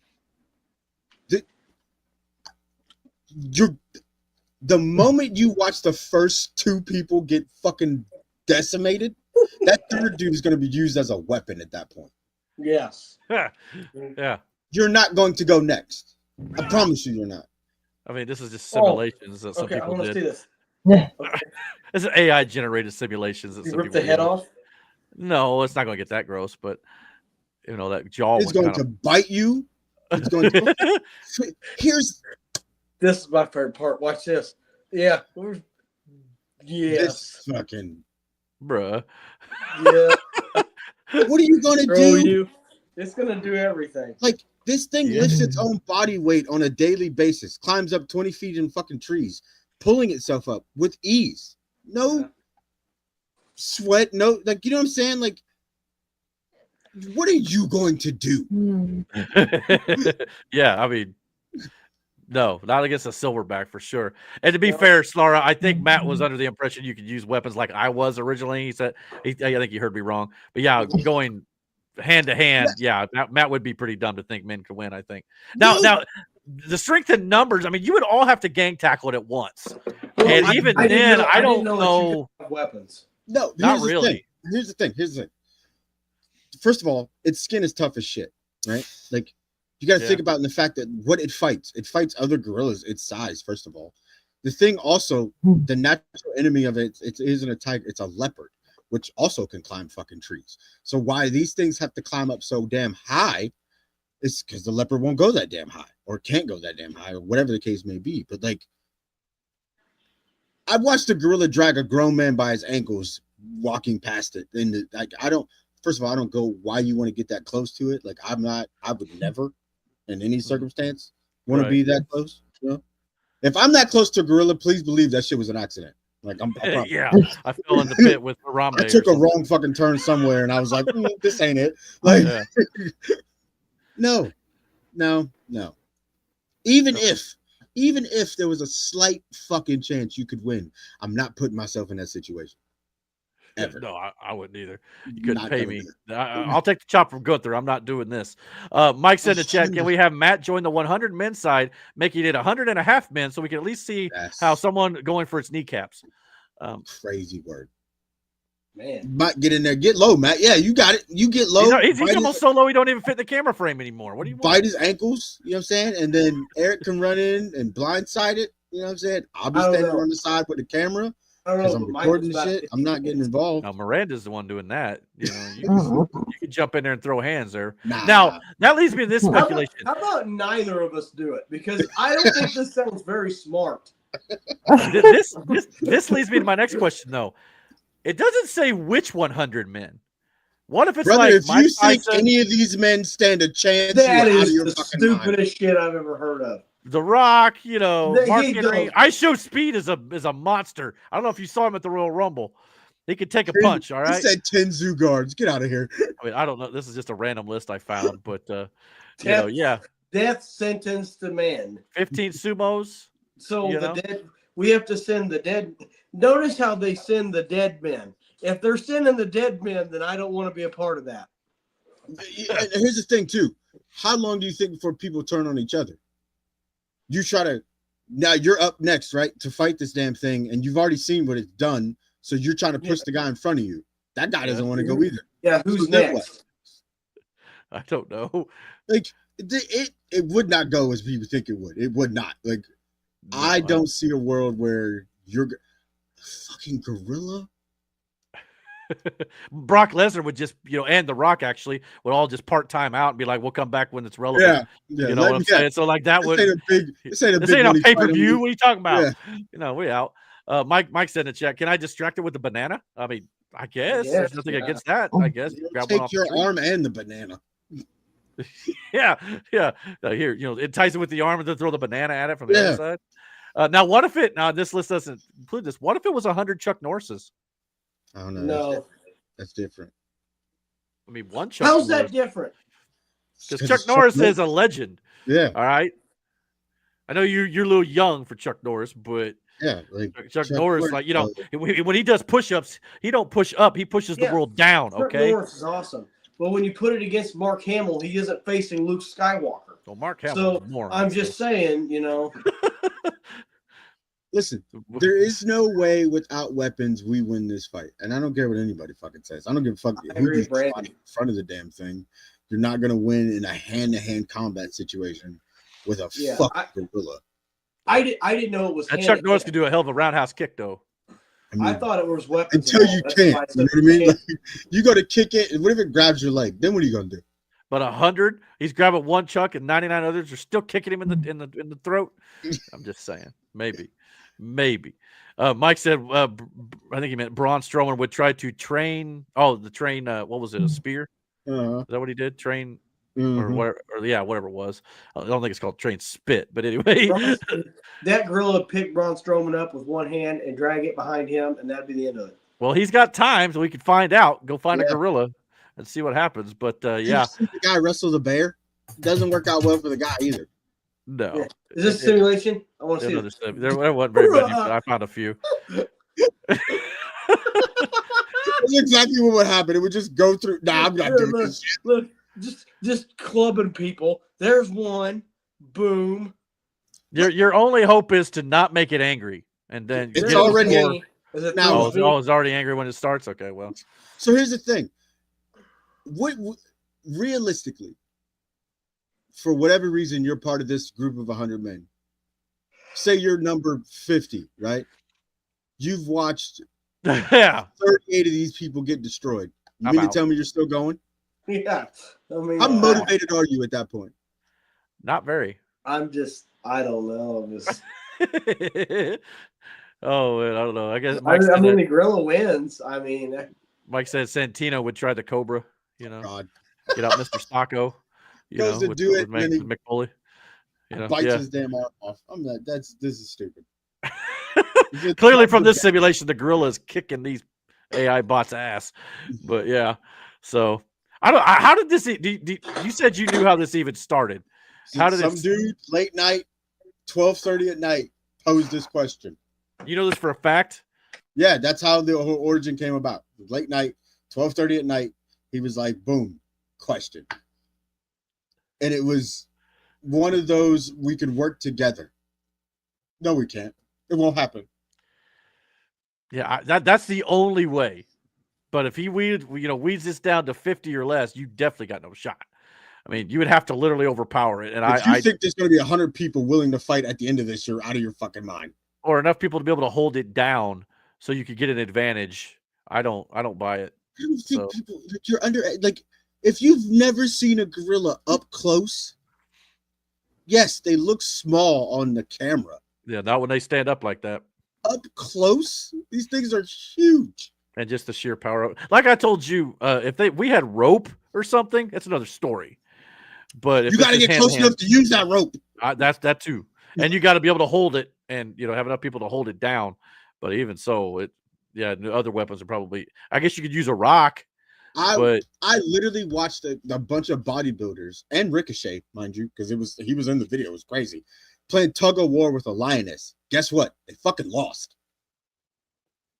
But the lioness lost? No, they I was gonna lost. say. Okay, yeah. Well, I believe it. Yeah, I mean, word of the wise, just don't mess with nature. Lions are just stupid, strong creatures. Yeah. You just don't fuck with a lion. And then And yet you you'll don't think see this thing is? It's a walking muscle. this is way more powerful. Oh, I know what gorilla is. I'm Yeah. not disrespecting the gorilla. I'm just saying. You know what I can't believe? Uh, That we're still talking about this. yeah, I know. But I was about to say, where are we at? Where this became a big topic of debate over the internet this last week. Yeah. Hey, Yeah, I was about. You beat me to the punch. But This was the dumbest thing I've ever. Brandon, this is important. yeah, this is what the two people tune in to see. I This is the guess. money. Yeah. Like Everyone wants to see who would win, a gorilla or the humans. There's a movie about it. Yes. Yeah. yeah, there's Planet of the Apes. Yeah. But yeah, Mike said, "Can we catapult people wearing spikes at him?" No. This is hand. As long as I nominate can Matt. pick who we use. We just as long as we can pick who we use. Yeah, I nominate Matt. Yeah, like I said. Oh my God. I was going to go for a more Just liberal pick on side that of night. I mean, Hey, look that at works. that. Bloomington, but Yeah, I'm perfectly fine with it. We can find some willing participants. First of all, Wouldn't be too Peter hard. would never let it happen. I would do it for $1 million. We're not hooking animals at them. We're hooking other humans. So yeah, liberals work perfectly. yeah. my opinion. Yeah, they don't give a shit about us, Brandon. Yeah. Just pay them off with some EBT. We're good. You know what I'm saying? It's all good. Anyway, Just tell them it's a protest.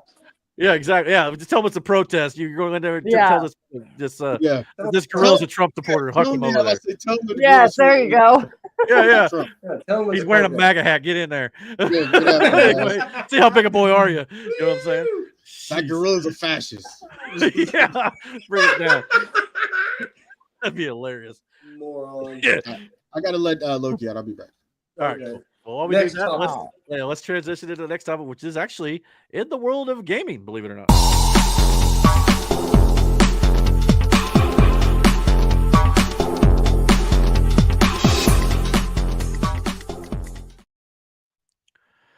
All right. Well, I already got Brandon's, a little bit of thoughts on this when we were going to the wedding earlier, but I'll get Matt and Miranda's, I suppose. Grand Theft Auto 6 has officially been delayed, but on the bright side, we now officially have a release date.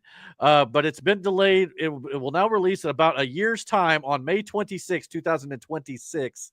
It was originally kind of rumored to be released this fall, around September, October, somewhere in there. But now the developers over there at Rockstar Games has now officially come out and said the release date is May 26th of next year. Thoughts on this, Matt? I know we've played this game many times, and I know you're a fan of Red Dead Redemption. Thoughts on Rockstar as a company in general, as well as the delay for this anticipated game? I'm okay with it. I'm not a huge GTA fan. I just am not. I like to race the cars that are in the game. Yeah, I think you like to cause havoc and things like that, which is what I do. And I mostly. cause havoc. I destroy Brandon's Lamborghini or whatever, and then I get off and then I go to sleep. Mhm. That is the most GTA I ever do. The campaigns, I don't much care for. Well, you could rip through those real quick, get all the stuff, and then just I don't much care for the criminality aspect of the game. I think it. My honest opinion of GTA games is not very positive, so I can't really give you a positive for GTA. But I think pushing it back is not going to hurt anything. I think it sucks for the fans of the game. Mm-hmm. It's like, we've been waiting for so long. But if I remember correctly, they pushed back GTA 5 too. Oh yeah, they pushed back a lot of their games, And when especially in recent memory. This is not something that's new for Rockstar. No, so it's going to come out, and then fans will love it, and then they'll play it for another 20 years, and then they'll come out with another one. Well, the only thing that sucks about it is the last Rockstar game to come out was Red Dead Redemption 2. That was 8 years ago. Red Dead Redemption 2 was a bust. I wouldn't go that far. I enjoy the game. But at the same time, 8 years between games is insane. And not only that, it's been 13 years since the last GTA game. So that's a long time to be developing video games. But as me and Brandon discussed in the car ride back from the wedding, in a way, I'm not mad at it just because you got to understand the scale of Grand Theft Auto. Give Rockstar Games credit where credit is due. They make games so intricate and so detailed and well designed and so vast that if this game is going to be twice the size as rumors are stating of GTA 5 and the map and everything is bigger, this is a rendition of the map. I'm not sure if this is 100% official, but if it is twice the size of the map of GTA 5, which GTA 5, by the way, is a massive game. If it is twice the size or more of that, I've heard that. And if that is true, the time it's going to take to get all the details and the design and the graphics and everything to work properly and not be buggy and to look as beautiful as we know these games to be every time they release a new one, I'm okay waiting another year if that is the case. I do not think this game will not have its bugs. Well, I mean, every game does to some degree when it starts, but the thing is, if this is the game that they're going to be using for the next 10 plus years, like the last one, they got plenty of times to put in patches and, all sorts of things that's going to keep this game relevant for the next decade. So in that regard, I would much rather they get as much of it right as they can before the official release date. So disappointed, absolutely, as a fan of these games who just has fun, mostly like Matt does, driving around, running from cops, goofing around with the guys, the campaign. Build your marijuana farm. Yeah, stuff like that. But I'm more into it's like, what can you do in the game? Like, like what can I get away with? Like, what can this game allow me to do? Like now you can. I mean, it's not just a game like about Grand Theft Auto. Like it's got like games inside the actual game where you can like go to hotels and play in the casino, and you can play like blackjack and card games, pool, go bowling. You could go. This new game rumored is supposed to have an entire amusement park in it. So it's supposed to like you can actually go and do things at the amusement park. So there are things inside the game that's not just centered around the criminality aspect of the main campaign. So GTA, another thing I want people to understand something. GTA is not a game about just criminals. No, not just. It's got a lot of that in there. Criminals. There are other aspects to GTA. There's a GTA. A lot of people don't realize this. It has a really good base racing aspect to it. Yeah, it does. A lot of people buy GTA games to race the fast cars, especially with the mods they do on PC and stuff. I mean, they have a whole world basically of racetracks that people just race. It's basically an open world to where I don't know if anybody's ever seen the movie Ready Player One, but it's very similar to that in some respects. It's just you're not in the VR headset and doing it physically, but you're allowed to just do whatever you want. You can collect cars, you could change your appearance, and it's just a way of like living in a world that's not the real world. It's a very big simulation game. Yeah, it's a sim game. I mean, you got to break laws and get away with it too. I would much rather people. I know a lot of people, it's so violent, it's causing the kids to be. But I would rather these kids be allowed to do something like this in a video game and not do it in real life. Do it on real life. I'm not saying it's 100% the greatest sometimes when it comes to that aspect, but at the same time, it's a video game. I mean, I had violent video games all the time, and I grew up all right. I think a lot of it's about how you raise your kid and whether or not you can teach them to know the difference between reality and a video game. And I think that's a lot of it. That's just me personally. I don't know if Miranda has many thoughts on this or not, but if you do, what are your thoughts? I don't really have much on it. I don't play, obviously, but I know you guys have fun. Put your new GT or PS5 to good use. Maybe get you one. You can jump online with us and play sometime. That'd be fun. Yeah. I have Never to say never. ask the There's nine ac- if I can use it. You get there. This is the first GTA game that's coming out that you can be able to play as a female as well. So if you want to do that, that may appeal to some new fans too. I don't know. I know a lot of people who do enjoy it, but why it took so long for them to do that. Yeah, I don't know why either. I mean, it made sense, really. You can have one or the other. I'm not sure if there'll be other characters you can play too or not. But GTA 5 did not have that option. I mean, but it was the online. You could do that, but yeah, the online. The only thing about the online I always hated is how I know they've got like a safe function, I think, where you can get in and people just don't murder you right away. But that part of the online experience was kind of dumb to me. Like you get online, people just try to kill you all the time. Would you agree with me that most people buy GTA games to play online? Yeah, it's the mayhem part of it. But that's all they do. Yeah, they don't just the online part. Story. They just play the online part. Well, after I complete the story, that's all I want to do is run around town and do stuff. Yeah. I mean, I do the story to get stuff and but outside of that, yeah. I mean, it's kind of just what you want to do with it. Don't play. What I'm saying is they should sell GTA 6 with a package where you either buy the online or you buy the regular game. And I guarantee you, more people would buy the like online. Warzone. Yeah, I can see that. Yeah, you're probably not wrong about that. I mean, they do put a lot of work into the campaign, but a lot of people don't like campaigns anymore. I kind of still do because a lot of times I'll play, solo where I don't have, we're not online with friends or whatever. I mean, I do play this game with you guys, but sometimes I'm by myself. Sometimes I do want to just go through a storyline. Yeah. But a lot of people don't do that anymore. A lot of people, it is mostly the online fans that keep these things alive.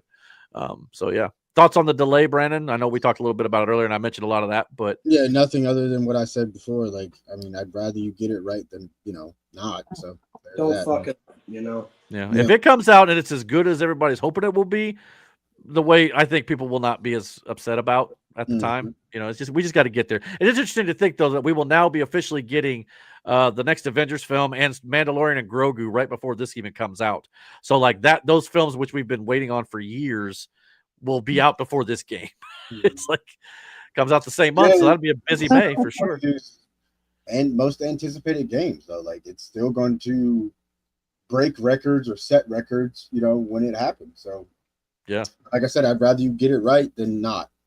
If you need more time, then you need more time. And like I told you, hopefully it'll have that function to where it kind of transfers over to a PS6 because like we've talked about, there are rumors that the PlayStation 6 will be coming out in 2027. I'd hate to buy this game and a year later have to re-up and then start all over. But hopefully, what'd you call it? Have to buy it for PS6. I don't know. There was something they did with the PS5. I'm not going to upgrade freaking PlayStations again, damn it. I know. Yeah, it feels like that still has. Sorry. If I'm, and that's not confirmed. I like what Miranda said. Yeah, she's not wrong. Yeah, I mean, it's only been out 5 years. I would think give it another 5 at least or something, at least 2 or 3 more years before you do it. Now it's 2027. It'd be 7 years total since the last one.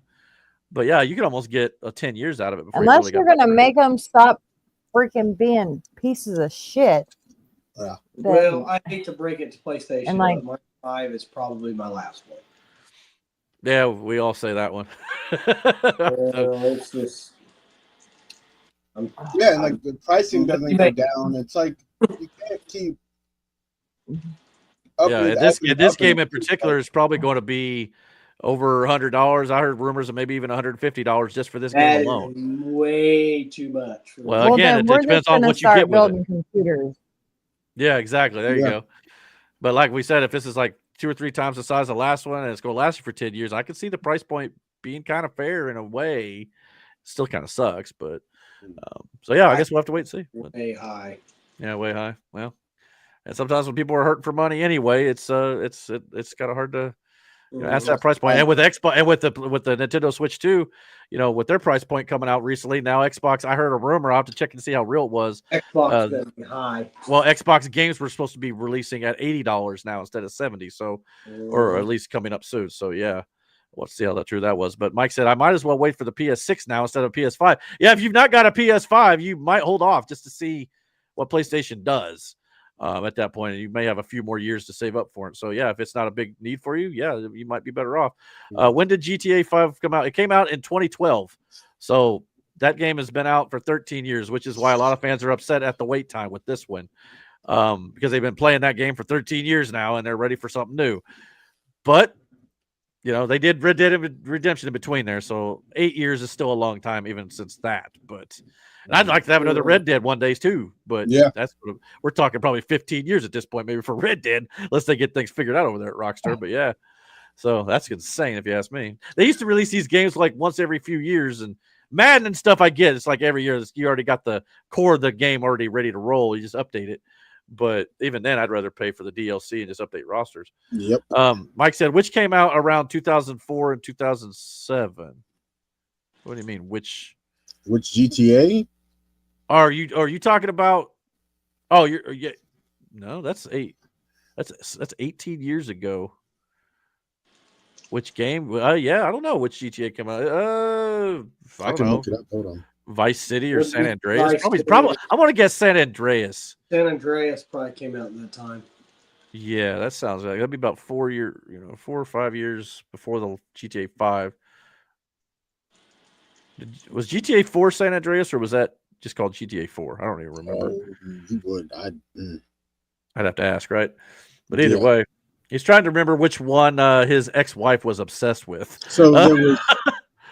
Okay. San Andreas. That's probably that one. Yeah, that's what I thought. San Andreas. I mean, they've all been good games in their own right in certain respects. Mm-hmm. But yeah, if it's not your thing, though, in that case, like I said, it wouldn't necessarily appeal to you. But I have fun playing them. That's just me, and I stay out of trouble. So I don't know if I because you're getting all the trouble in GTA. Yeah, you would think. Like I said, I'd rather it be done there than in real life for sure. Let me tell you something. I can't count on my hand how many of Brandon's cars I've blown up over the years. I swear to God, and let me tell you, they're not shitty cars either. They're good cars. And Brandon just goes, motherfucker. Well, because you know how much money and time and effort he's had to use to upgrade those things? You just he got insurance. Matt, you're lucky I am a heavy sleeper, because the amount of yelling he does when he's playing with you guys, and it's usually you or Eric's fault. Mine's mostly on accident, though. I'm not trying to blow him up. It just happens. But anyway, yeah. So I don't do it on purpose, but it happens. Mike, talking about his ex-wife who was obsessed with San Andreas, said, I think she could identify with the hookers in it. That's why. That'd be why she's your ex, I guess. Yeah. That's messed up, man. But yeah. But it is a fun game. We've lost hours into just screwing around in the world itself, and they're offering you a bigger platform to do it on. So, like I said, I'd rather you take the time to get it right than rush it out. Yeah, I agree. Yeah, I agree with that too. So hopefully they will do that, and that'll be all for the better for sure. Mm-hmm. All right, let's get into the next topic, and it's in the world of the NFL. Let's do that.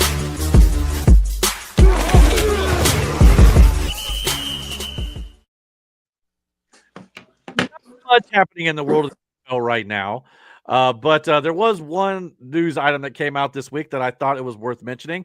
Apparently, the Washington Commanders are returning to Washington, D.C. I know that probably may come as a shock to a lot of people, but the Commanders and the Washington football team has not been playing out of Washington for the last 30-some years.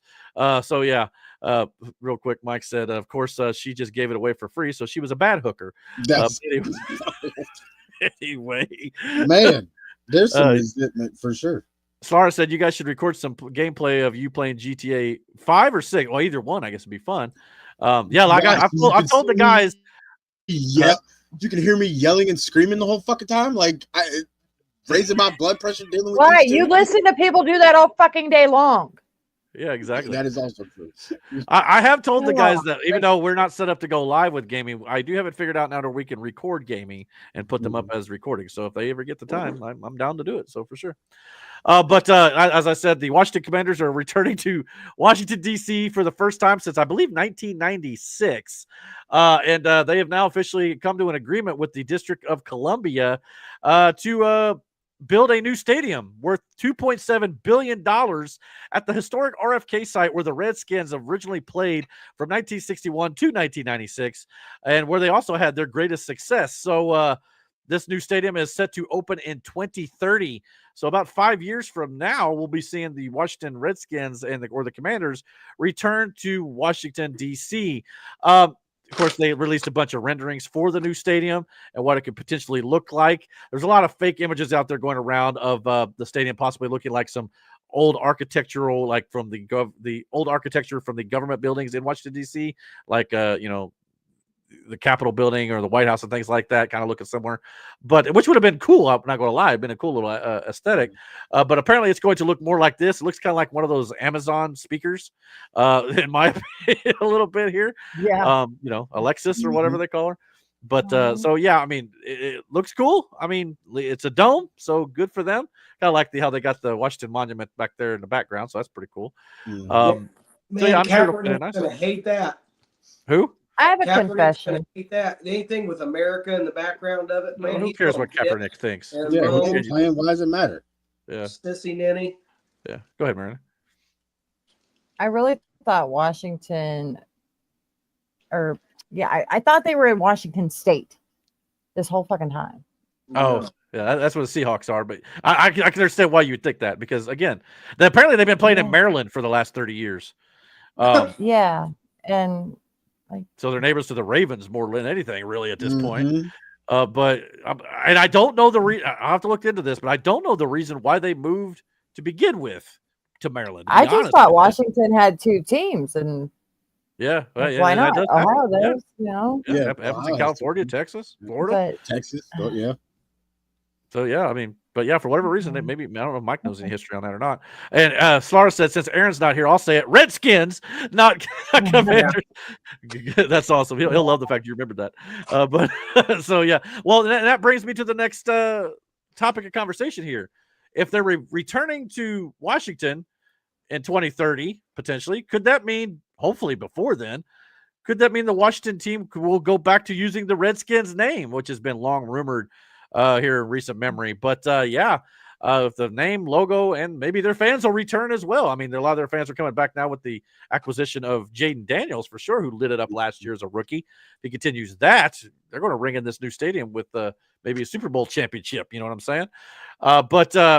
So with that, and it was, not to mention, it was also brought up to President Trump. I know some of you may not want to hear about the politics out of this, but this is a football-related question that he was asked about whether or not he'd be for or be involved in the negotiations. Since the team is coming back to Washington, D.C., he might be involved. So let's hear what he has to say. Yeah, right. One of the issues we've got right now is we understand there might be an imminent deal between the owner of the Washington football team, whatever you want to call them now, Commanders, and locally in getting the Redskins back to D.C. and RFK Stadium. That's on federal property. Right. Are you going to be involved in that negotiation? Yeah. And would one of the stipulations be they change their name back to the Redskins? Oh, I say, well, that's a little bit, nobody's asked me that one. Look, I think when the Indian population is a great part of this country, a great heritage. And we were talking about Massapequa, Long Island, the Chiefs, they call themselves the Chiefs, or the Kansas City Chiefs. They're not changing their name. A great team, great people, great owners, great coach and quarterback. I love the quarterback, like his girlfriend too. His wife is great. She's been a big fan.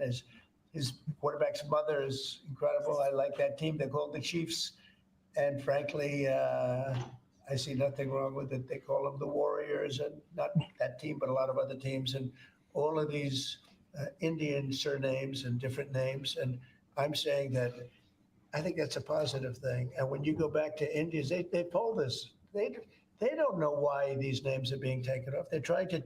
I think it's degrading to the Indian population, and it's a great population, and they like when they're called by various names. Now, Washington, the Redskins, perhaps that's a little bit different, but I can tell you that I spoke to people of Indian heritage that love that name and they love that team. And I mean, he's right. I mean, a lot of Native Americans, didn't want it to go, and then they did it because they thought it was, disrespectful to them.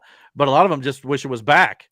So if that's the case, if they're not offended by it, why are you? Or why should anybody else be? So, I thought the Redskins. It's just like Uncle Ben and Aunt Jemima. Yeah, all that stuff. I mean, I thought the people wearing the Indian, the tribe, the hats and all that kind of stuff. I always thought that was kind of cool. Yeah, the culture is cool, you know, and Yeah. by taking away these surnames for this sort of thing, you kind of diminish that culture. The Indianapolis, they're not the Indianapolis Indians, but the Cleveland Indians, I always thought the coolest part of them, they would bang a drum up in the upper decks every time they'd pitch in between innings. And I thought that was freaking cool. Mm-hmm. It was very unique, and it was the only stadium that they would do it in. Mm-hmm. And of course the MLB commissioner threw a fit over it. But I just thought it was stupid that they got rid of it in the first place. Well, I just don't understand, like, why are like the Chiefs are okay, the Blackhawks are okay, there's a few other, the Braves are okay, but you know, Redskins, like they changed the Indians to Guardians. You know, there's some that are okay, some that are not. I don't understand the distinction. You know what I'm saying? I thought the Indians were cool. I mean, I have a Cleveland Indians hat still to this day. I won't get rid of it because it's unique. Yeah, at this point, yeah. I mean, it's unique. You don't see that ever. Yeah, I miss the old Redskins logo though. Like I do. I like. The W on the side of the helmet just doesn't do as much. I mean, I mean, Washington Commanders is cool. I mean, there's nothing. Well, Commanders. I mean, it's grown on me, I guess, but I just. It's just. At least they're not the Washington politicians. The Guardians. The only reason why I was okay with them changing the name of the Guardians was because. Yes, he drops his phone. I dropped my phone. Yeah. The only reason why I was okay with calling them the Guardians was because the owner was Christian. And he thought that was a way to put like angel wings on the team. So I thought, okay, that's kind of cool. Yeah. You know. And I don't think a lot of these name changes were probably meant with ill intent. I think they were probably done from a good place to where you don't want to offend Native Americans. And we want, you know, I get that. But again, if you poll these people and ask them and we're like, yeah, we're cool with it, go ahead and use it, then you shouldn't be offended by it either. And you should just go ahead and keep using it.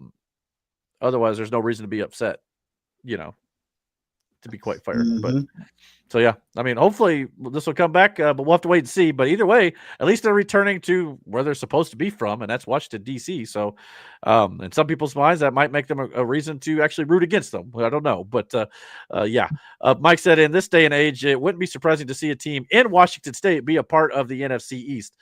So, yeah, fair enough. Yeah, and I'm going to just say, I always just thought it was Washington State, so I didn't realize they were part of the NFC. Or that's fair. Not part of. Yeah, I mean, that's fair. Well, it's like a lot of times when people think of Kansas City, sometimes they think, you know, Kansas City, Kansas, not Missouri, where the team. I get it's kind of like on the border there. Anyway. What's their record been the last 4 years? Who, the Washington team? Yeah. Oh, last year they made the playoffs with a rookie quarterback. I couldn't tell you their exact record. Okay. But yeah, last year they've not been great the last few years, but last year with that quarterback, they got really good. And I'll go ahead and tell you all right now, Nate's already said he is not giving him back up in the keeper league. So Jay Daniels will be on. Was that after the election? I'm just trying to during kind of, yeah. So okay. A little bit after too. All right. So during Biden's administration, they sucked. Yeah, for the most part, yeah. Maybe this the last few months, maybe not so much, but yeah. I guess the whole season would have been pretty par for the course about everything in Washington sucked about that time. Yeah, not much I can add to that. Slara said didn't even ask if it was offensive; they just assumed. So yeah. You know, and then when asked, they were told otherwise. They're like, "No, we don't want to." And it's probably more. We don't want to appear racist or things like that. So we're going to do it, not for you, but for us. You know, I think it's an ownership thing. Well, I don't know. Well, it's kind of like erasing history and getting rid of people's heritage. Like, yeah, and they say the right's the one doing it. Well, not really. You're doing it in this case. Yeah. So. This sucks, really. This sucks. And hopefully, maybe I don't know. I just thought it'd be kind of interesting to talk about this because if they end up moving back, maybe they'll go back to the old name too. Well, time will tell. It doesn't sound like Trump's going to have a whole lot to do with it. Regardless, to be honest, it's not something he really needs to worry about too much anyway. But he's got other things, fish to fry, I should say. But yeah, so I guess it's a good transition to probably get into the last part of the show since we ain't got any other topics. So let's get into news and politics, and I guess we'll bid Mike a good night. So thank you for watching, brother. I know you're probably going to check out there. I know you're going to be like, well, it's getting kind of late, brother. I'm going to go to bed. It's been a long day. But we know why you're checking out. It's all good, man. I know. I'm just playing with you. But anyway, if you check out, good to see you. I hope you'll be back 2 weeks from tonight and watching again. So, all right, let's get into the best part of the show, in my opinion, right? All right, here we go.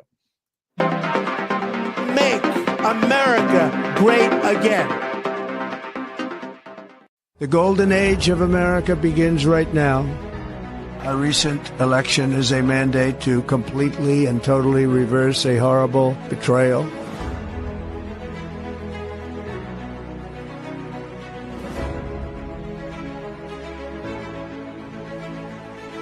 I was saved by God to make America great again.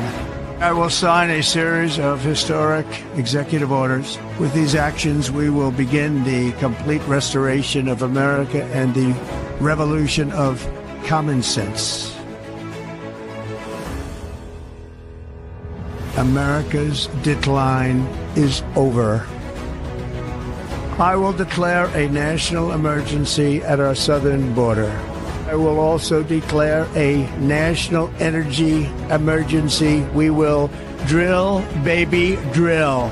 I will direct all members of my cabinet to marshal the vast powers at their disposal to defeat what was record inflation and rapidly bring down costs and prices. Instead of taxing our citizens to enrich other countries, we will tariff and tax foreign countries to enrich our citizens. I will also sign an executive order to immediately stop all government censorship and bring back free speech to America. Never again will the immense power of the state be weaponized to persecute political opponents. America will reclaim its rightful place as the greatest, most powerful, most respected nation on earth, inspiring the awe and admiration of the entire world. If we work together, there is nothing we cannot do and no dream we cannot achieve. The American people have spoken. Indeed, I agree with that. I thought that was a cool video there. So yeah, awesome. I agree. Before we move too much into this, Mike had a couple of things. True story: the Redskins won the first Super Bowl I ever watched, Super Bowl 22. That was back in the day for certain. Not calling you old or anything, but yeah. Anyway, but Mike also said, "What is something from serious question? What is something from Trump's first 100 you are not happy with him about?"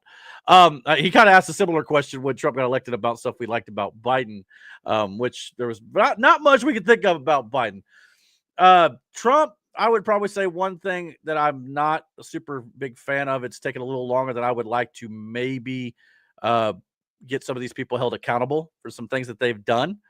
That's just me personally. I know a lot of people probably look at that as political retribution. I don't see it that way. I see it more of there's certain people who have broken laws and have done things they shouldn't have done, and they need to be facing justice for that. That's just my personal opinion. Maybe some other people probably be like, well, maybe some prices have not gone down as fast as they would maybe hope.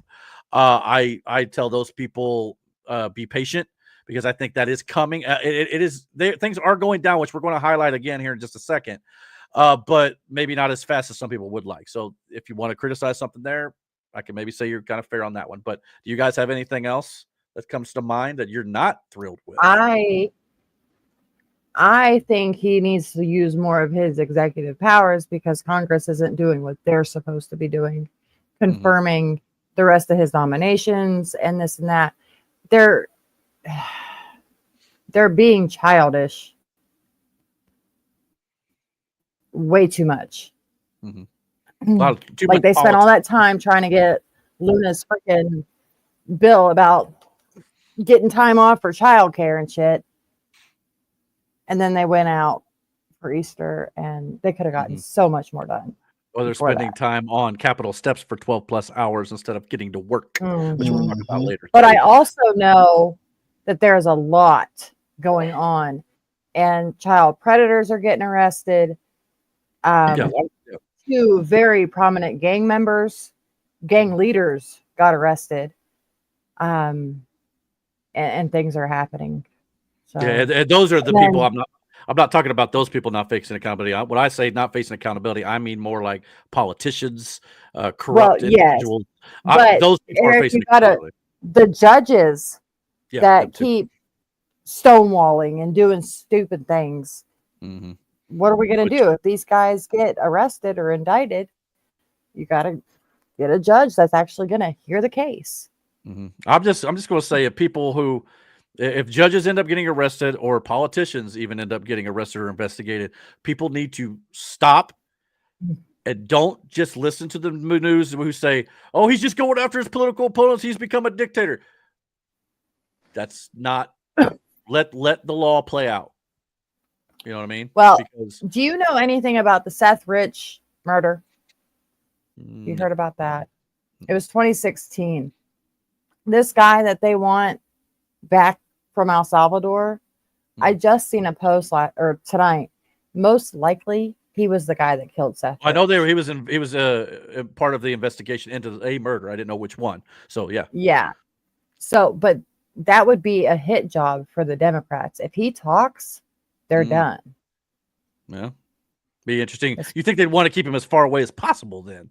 Well, no, you think they would want to give him everything he wants because they're probably, afraid he's going to they talk were there. using Maybe. him as a hitman. Gotcha. Yeah. Good point.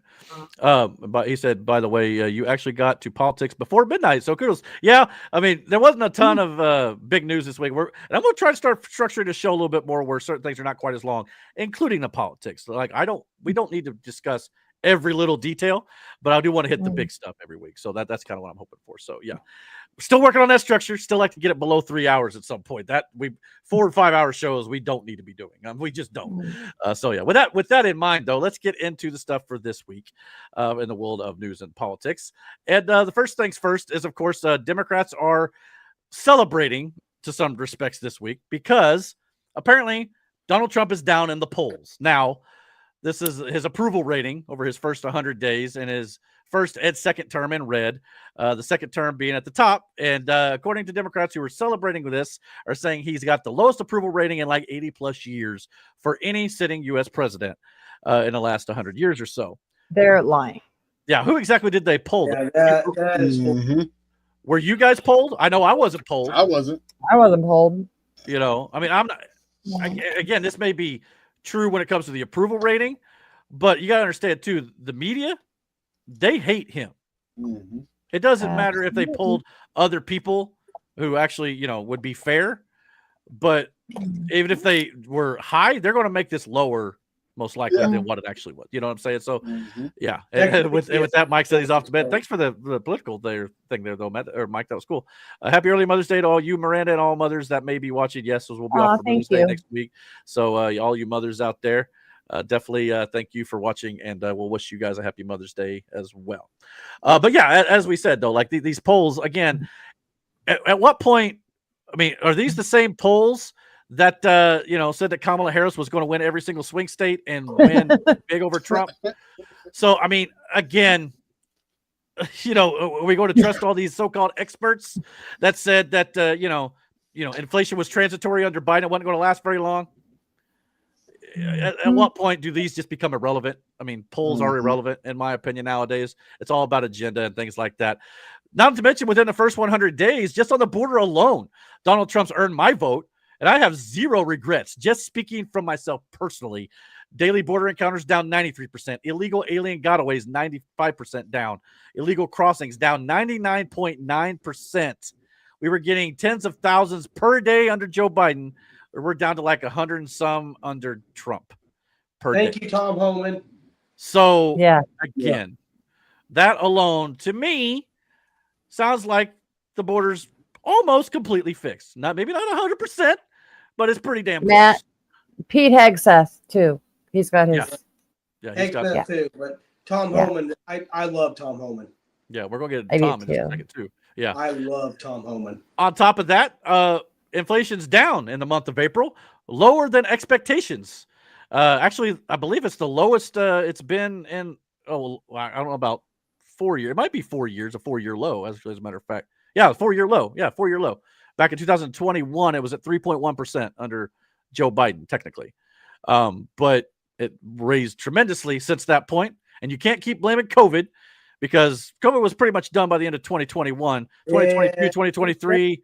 That excuse is getting a little old. It was disaster, but no one was complaining about high prices then.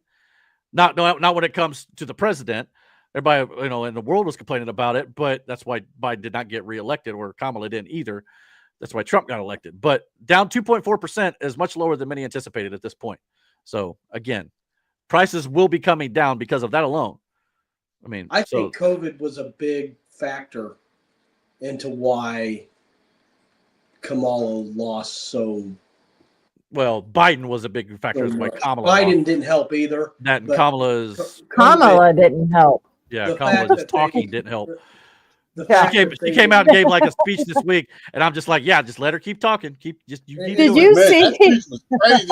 Caroline Levitt said, "Yeah, we're just gonna hope she just keeps coming out and talks." Yeah, that's our strategy. Like the AOC strategy, just let her speak. So that's all that matters. So yeah, that'll work. She's also probably a good reason why they've got directions on the back of a shampoo bottle. Kamala Harris, no doubt about it.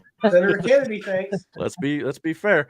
Yeah, on top of inflation being down, though, outside of when Joe Biden was president, when we were paying this much for a gallon of gas, literally, maybe even a small mortgage, with a big loan as well with interest, just to get gasoline. Under Donald Trump, gasoline prices are at a national average of $3.18 a gallon, down 42 cents on average from a year ago. They even dropped into the $2 range over Easter weekend in our state of Indiana, because I paid in the $2 range before I went and visited family. So it has since come back up a little bit, but these things do fluctuate a bit. The blue states on the chart are showing the cheapest prices right now in the nation at the pump, and in some towns have even dropped below $2 at times. Now, Trump pointed that out. A lot of people say, well, they're not below $2 a gallon anywhere in the country. Just because it dropped below $2 does not mean it stayed below $2, okay? So, again, Trump didn't lie about that. He just said it came down at one point, $1.98 in one place.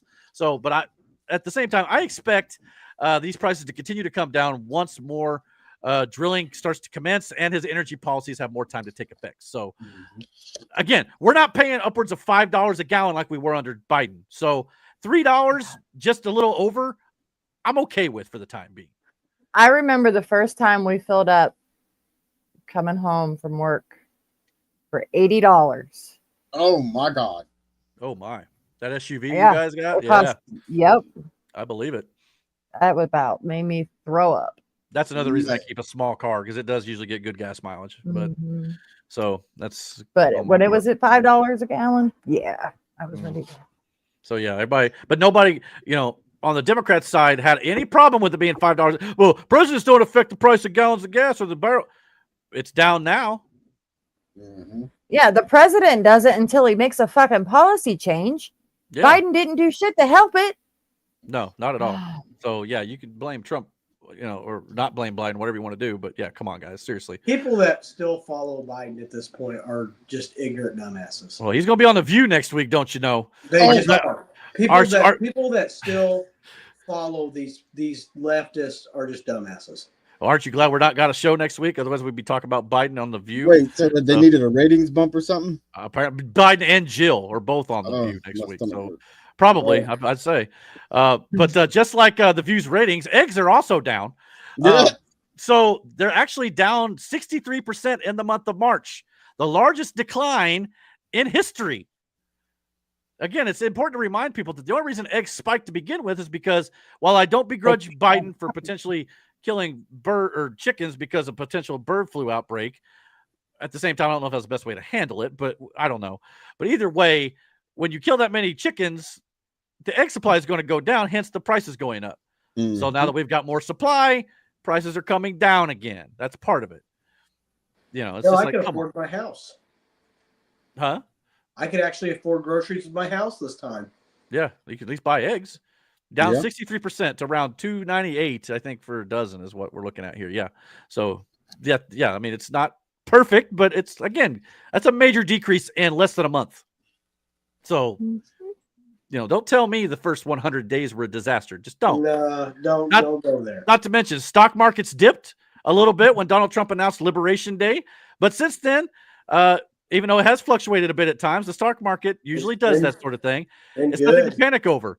But ever since then, it's climbed. It's got back to where it was, and it's even climbed higher than where it was when it dropped that first day. And it's continued to climb even this week. So we've had I think 9 days straight of positive, stock. Look, that infuriates liberals when you bring that up. Yeah, exactly. It infuriates them because they love the narrative and the idea that it's going down, so we can blame Trump. But now that it's gone up, we can't do that now. Damn. Mm-hmm. Not the fact that it's actually a good thing that it's going up, which, by the way, had nothing to do with tariffs, which is the reason why it fluctuated or fell. And it only went up because he dropped the tariffs. You realize Donald Trump is still tariffing people right now, right? Yeah. They're not as high as they were, but we weren't tariffing anybody before. But now we're tariffing people 10% right now. I hate to tell you, once these new trade deals go through, we're probably still going to be tariffing these countries. It just won't be to the high extremes that they were when he originally announced them. But that was to bring people to the table to negotiate. We're probably still going to be tariffing most of these countries 10 to 25% across the board to just get revenue. And as we should. They've been doing it to us, in some cases more than that. So I don't want to hear that was the tariffs, pulling the tariffs away is what, made the stock market rise. That's not what it was at all. In fact, there's a lot of, evidence out there to support that potentially that tariffs are the reason why things are doing better, actually, at this point. So, yeah, look into that. Speaking of the tariffs, since he came into office under his second inauguration, the tariffs have generated a total of $21 billion in revenue for the United States. Keep this up, we're well on our way to getting rid of that income tax.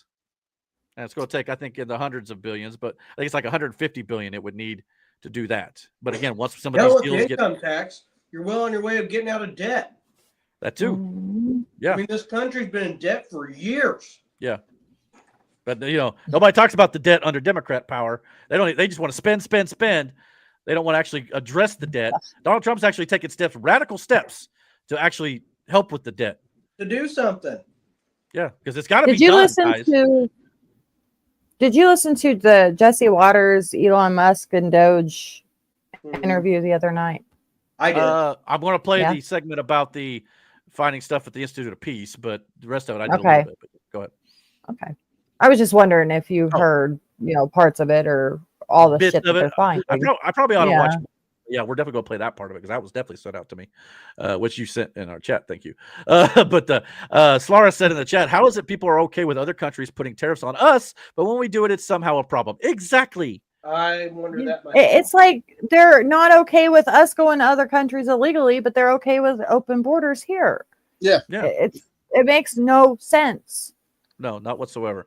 I mean, if tariffs were so bad, how does 170 countries do it to us and not have any problem? But when we do it to them, oh my God, you're putting a tax on the American people, which, by the way, had tariffs in his first term. I don't recall prices going up near the amount that these people were fear-mongering over at all. Yeah.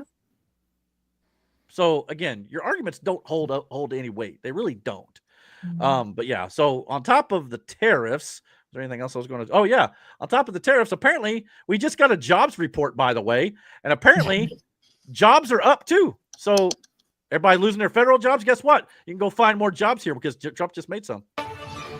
All right, breaking moments ago, the April jobs report just released, showing steady gains amid some economic uncertainty. I want to bring in CNN's Matt Egan, who joins me now with more. All right, what are we seeing in the numbers? What is the context here? Yeah, Omar, we were bracing for a slowdown in the jobs market. We did not get that. We got steady hiring. This jobs market is just relentless. Let me run you through the key numbers. Yeah, let's do it. 177,000 jobs were added in the month of April. That easily beat forecasts for 135,000. So not even close there. The unemployment rate stayed low. It stayed at 4.2%. When we look at where the jobs are right now, we're seeing solid gains in a number of places. Accommodation and food services, right? Restaurants, hotels, hospitals, healthcare, private education, all of them adding jobs. One place where we saw a loss of jobs again was the federal government as the Doge cuts to the workforce continue. But still, I mean, that's to be expected with the Doge cuts, but it's also kind of interesting too. You deport a bunch of illegals and, jobs open up. Weird how that shit worked out, huh? Yeah. I mean, you just broke like thousands of people. I mean, it's not hard to figure out. But yeah, you're probably right. Like, It's like, what? Wait a minute. I'm doing the real ID comes into or no, I say the date, but all the drivers that are illegal will not be able to drive anymore. Yeah, Miranda broke up a little bit. You might repeat. Repeat what you said. You broke up a little bit there. Okay, so the job I'm doing now requires a real ID. So is it May 6th that it Something kicks like in that. for real? Yeah. Once it does, they will no longer be able to drive. Is it required for that job? Okay, I know some places may be required. I think for the most part, it's like for federal access to federal buildings and to fly on airplanes. Because I don't think everybody I don't think you have to get it. But if you intended, maybe certain jobs may require it, though. If that's the case, you may have to go get one before you get hired or whatever. Because I thought I was going to go get one. I ended up not yet anyway. But at least I got my birth certificate out of the deal, which I needed to do. But then I started to read it wasn't required stuff. So I was like, I just won't do it right now. But maybe one day. But yeah, so yeah, things like that are taking place and creating job opportunities. Now, this is more of created jobs, but I don't think it's just, illegals not working it anymore or, migrants or whatever. So yeah, but anyway. So and all this is being done on top of the fact that if the polls were true, which I'll bet vital portions of my paycheck, they're not, this would be why. It's because, all the mainstream media outlets, all the left-wing outlets who hate Trump, it's 92% negative media coverage. So how can people have a positive view of what Donald Trump is actually doing if they're not being told the good things he's doing?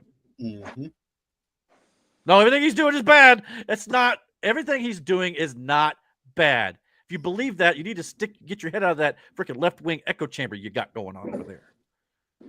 Easy, simple as that. This is what the administration is up against. All these good things have been accomplished despite complete media coverage that's been nothing but negative. So, yeah, and not only that, it's not just negative on Donald Trump. His cabinet and his appointees are also getting negative coverage, with R.F. Kennedy Jr. getting 89% negative coverage, Elon Musk getting 96% negative coverage, and Pete Hegseth getting 100% negative coverage. They're not even talking about anything good and they're basically not talking about anything good that any of these guys are doing. But especially Pete. It's like, good Lord. When RFK announced that he was joining the Trump administration after he told people not to vote for him, in that speech he gave, he spoke out about the negative media coverage that they were getting. He spoke out about it a lot.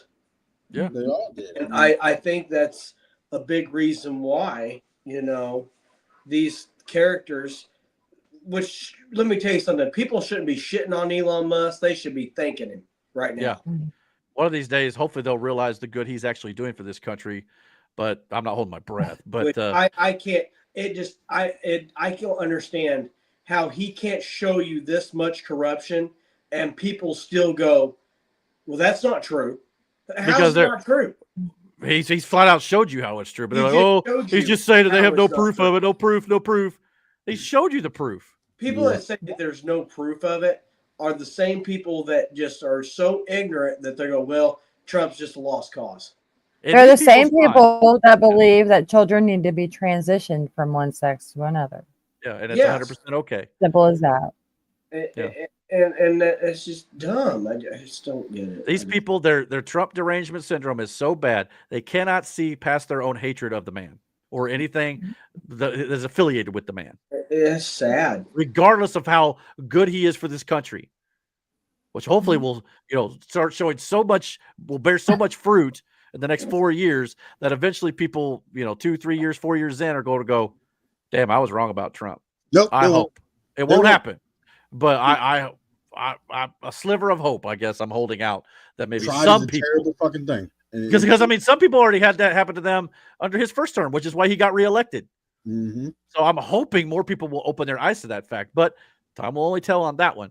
But yeah, so like I said, this person, here I thought was a cool tweet I thought I'd bring up that pretty much, said it best, I thought. Said the pollsters who predicted, like I said, Kamala would sweep the also 7 swing states are confident that Trump's first 100 days were a failure.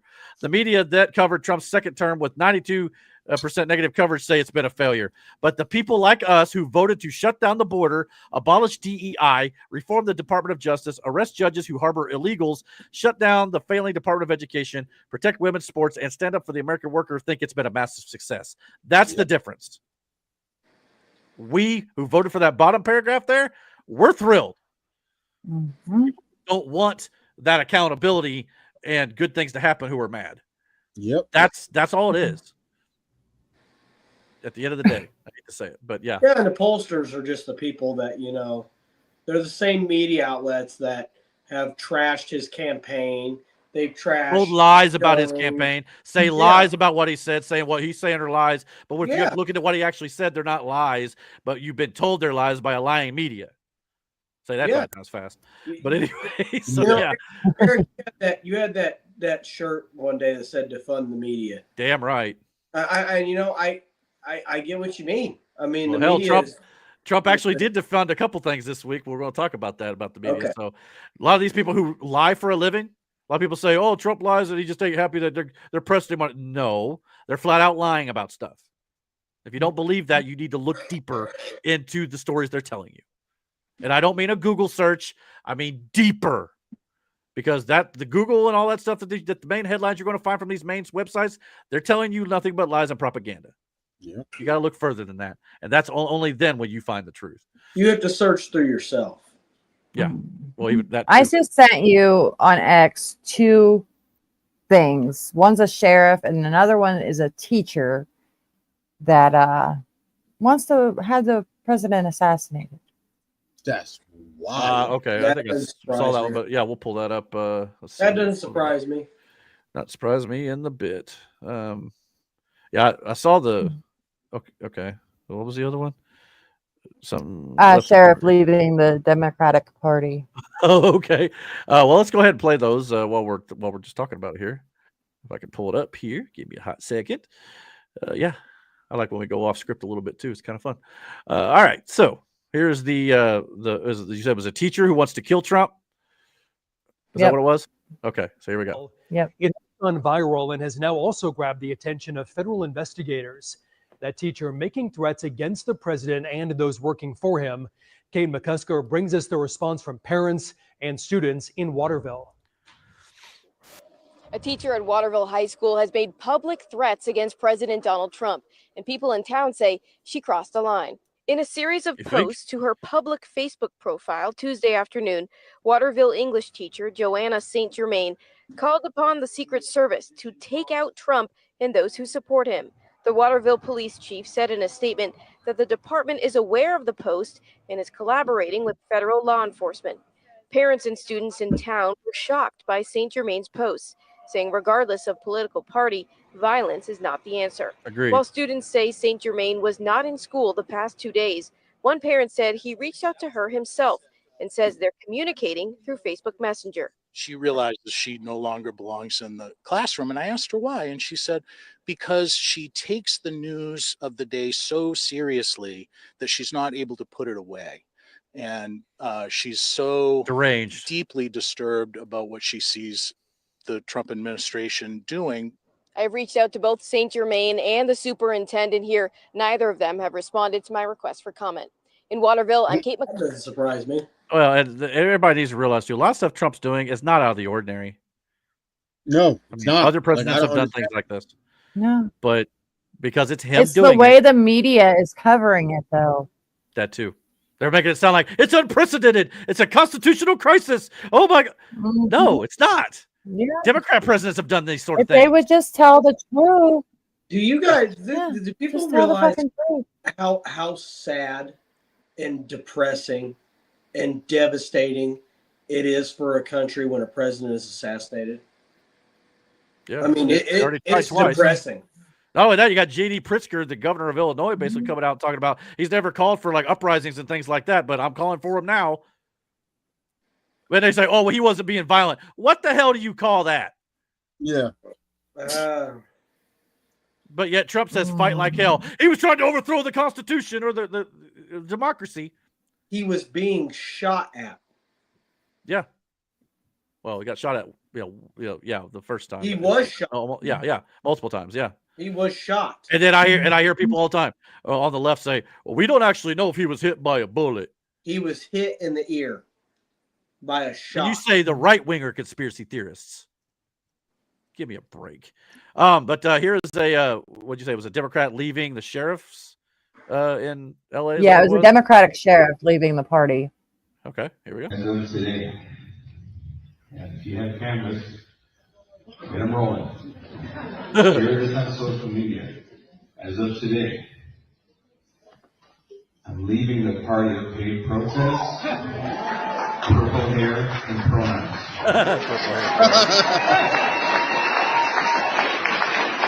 Good for him. I'm joining the party of faith, family, and freedom. Well, and that's another thing a lot of people seem to forget. Which, by the way, Joe Biden didn't really do this much. The Catholic that he claimed to be. Mm-hmm. Donald Trump has made it a point, all these religious holidays, even when it's not, to praise God and put him first. And his administration has done the same thing. Jesus said, they will hate you, but they also hated me first. Mm-hmm. They didn't hate Jesus for other things. They hated Jesus because he spoke the truth. Yep. Donald Trump's doing the same thing, and that's why they hate Donald Trump. Amen. End of the day, end of story.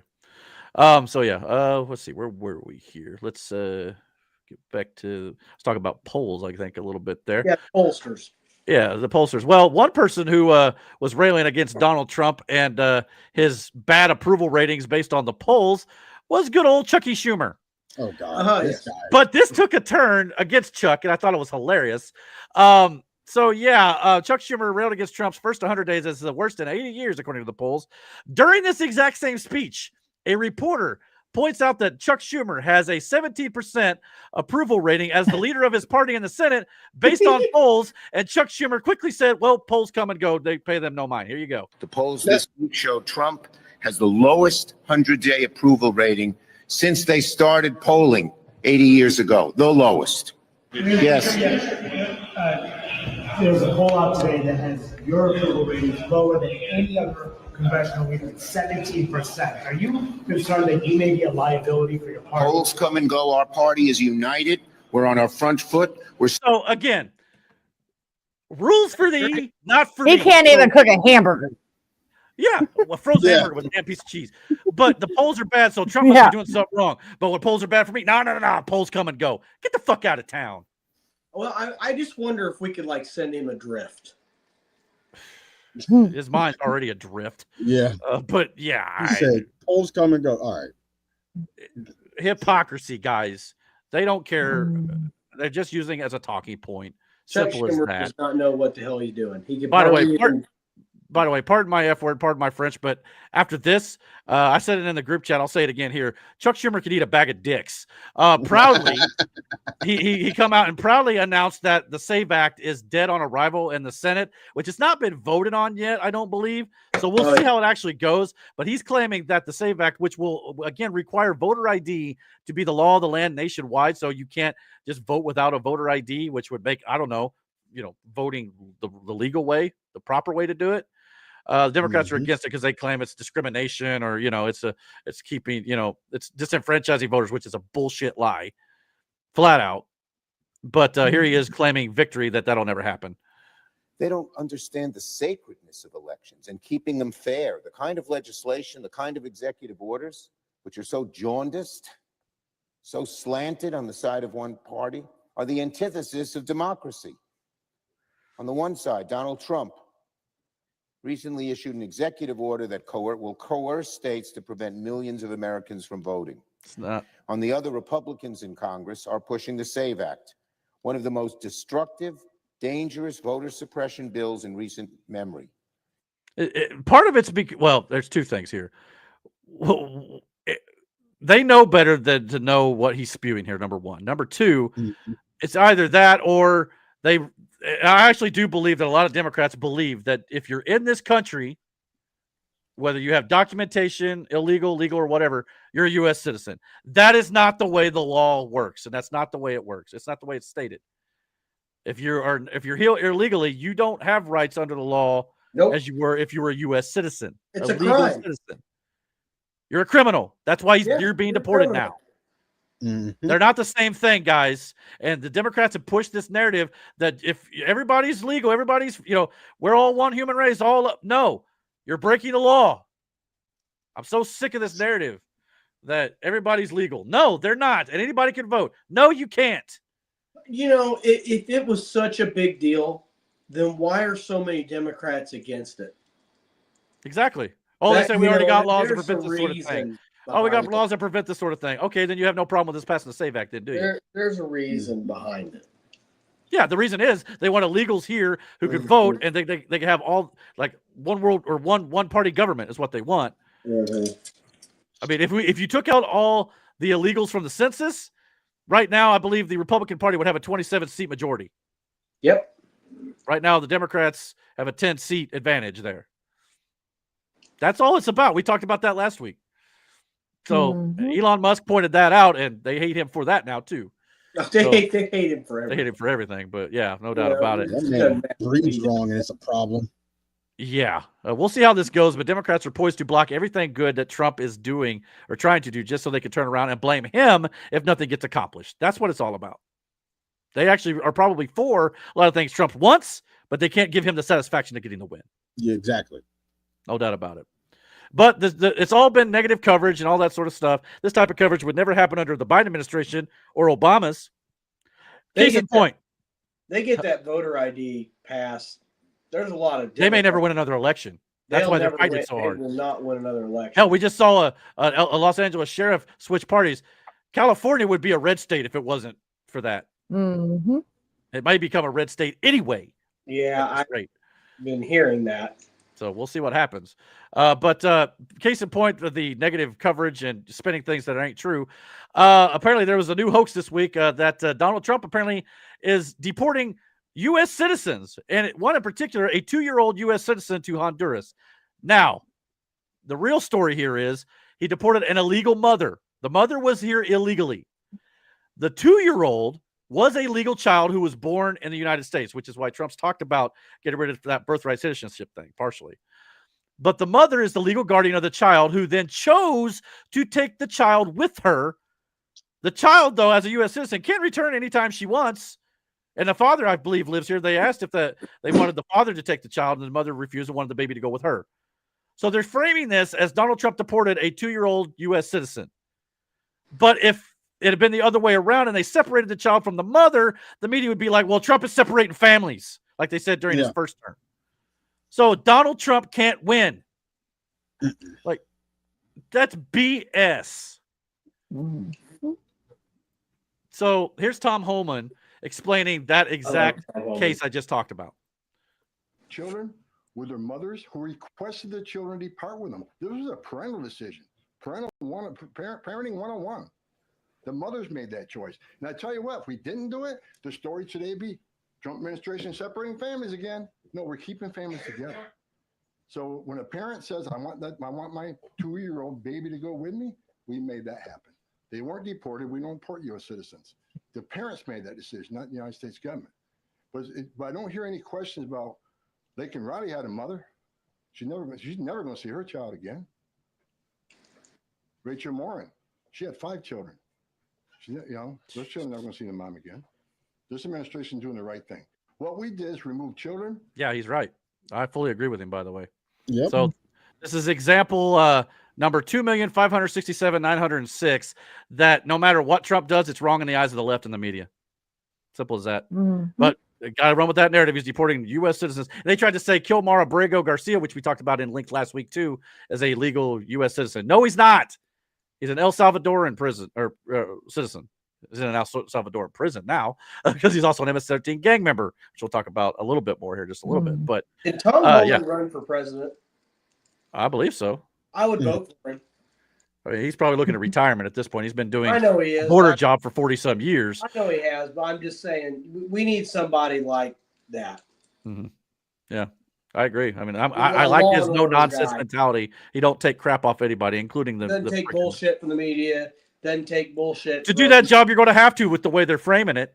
I mean, Yeah. simple as that.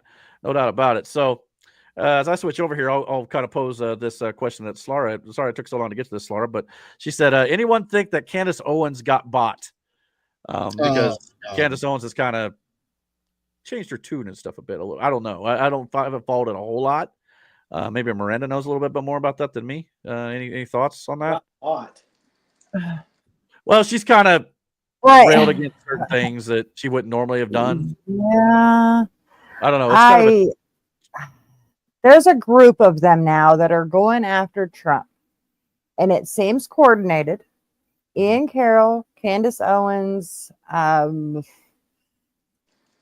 even know who else. I've muted a lot of them because I'm just so sick of it. It's like they're not doing anybody any good acting the way they are. So yeah. So I mean, I wouldn't be surprised at this point if because sometimes you hit them with that right amount of money, they'll do anything. So yeah. And a few weeks before all this, they were like people were posting media companies trying to get them to do these coordinated posts. It was something about the food stamps and being able to buy with soda with food stamps. Yeah, taking that away For like 48 hours. Yeah. This group was just posting nonstop about it. And it turned out it was a coordinated effort.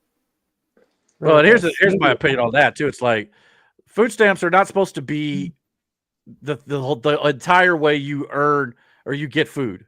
You're supposed to be able to eventually get to a point where you don't need those anymore, and then you can buy whatever you want.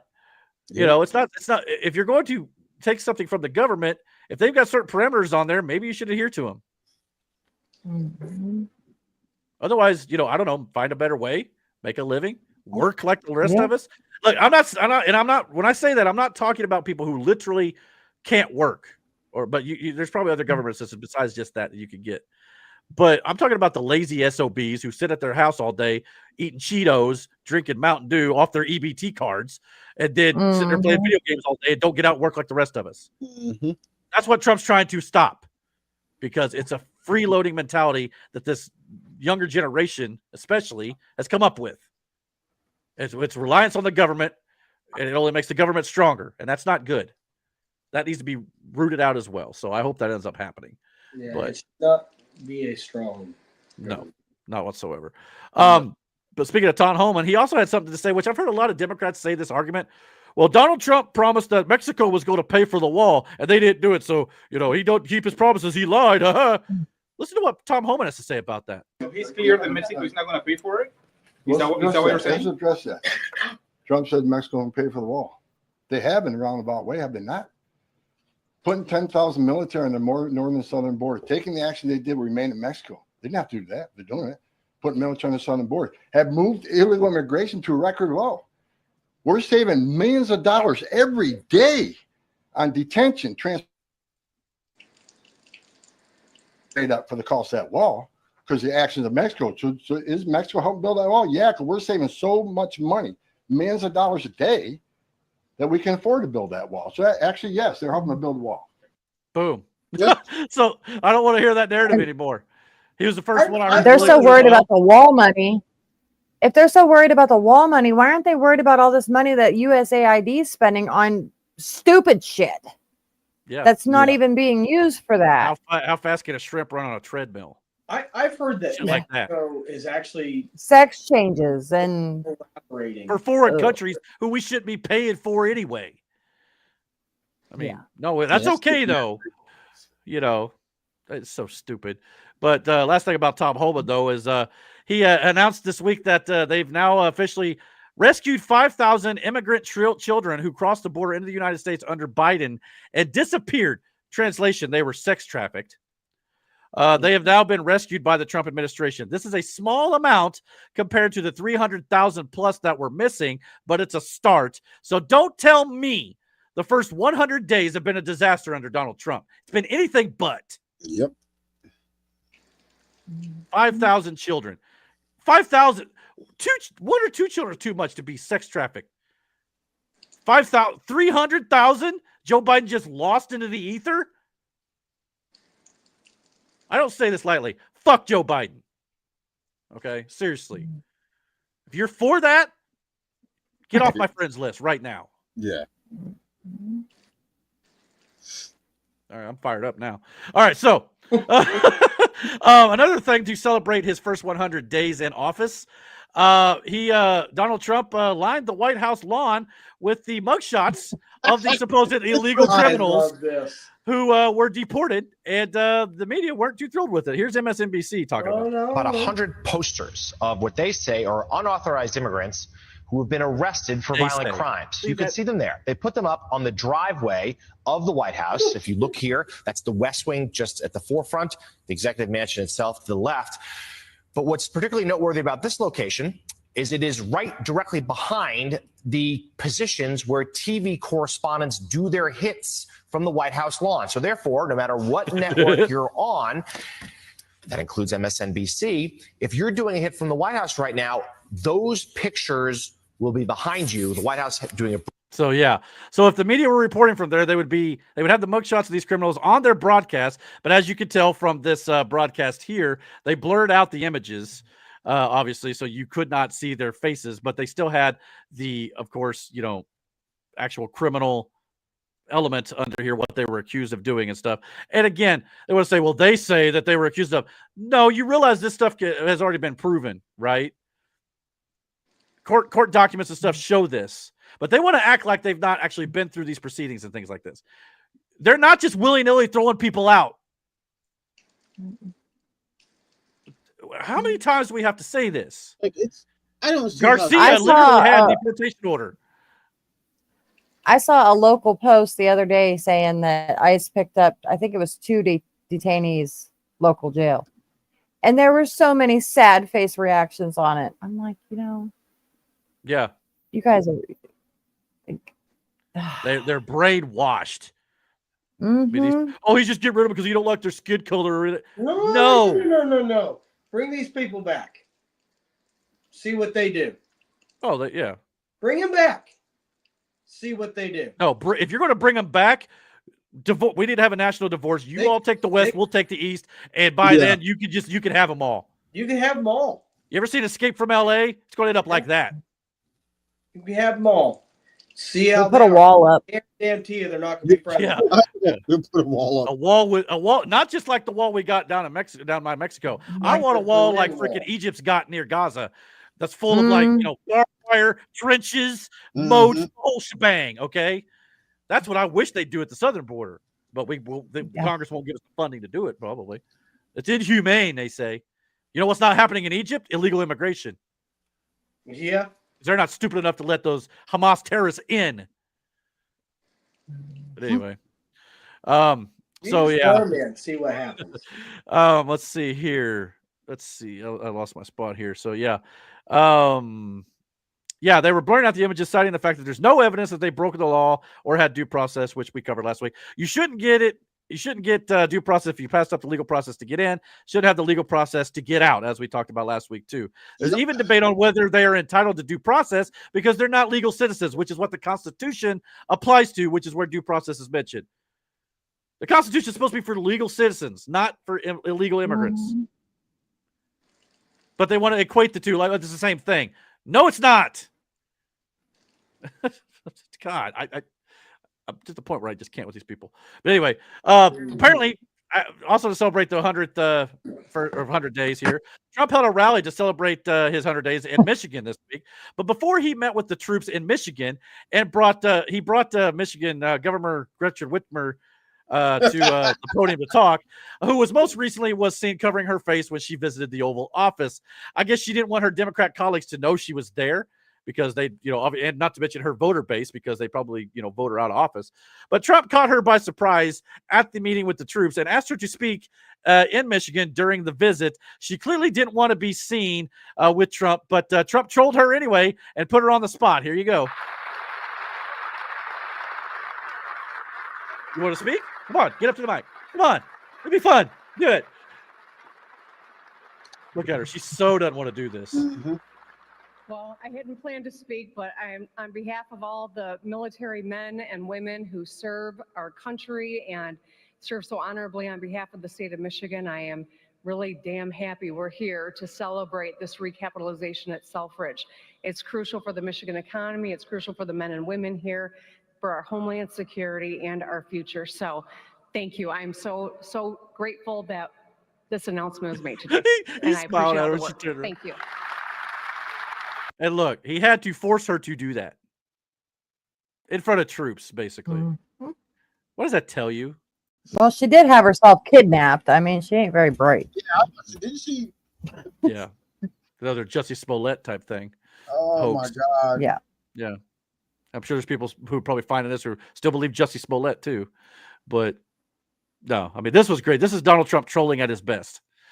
Yeah. Oh yeah, you don't like me. You don't want to be here. Get up here and talk. Come on. Mm-hmm. Yeah, you can't say no to these troops, can you? Can you?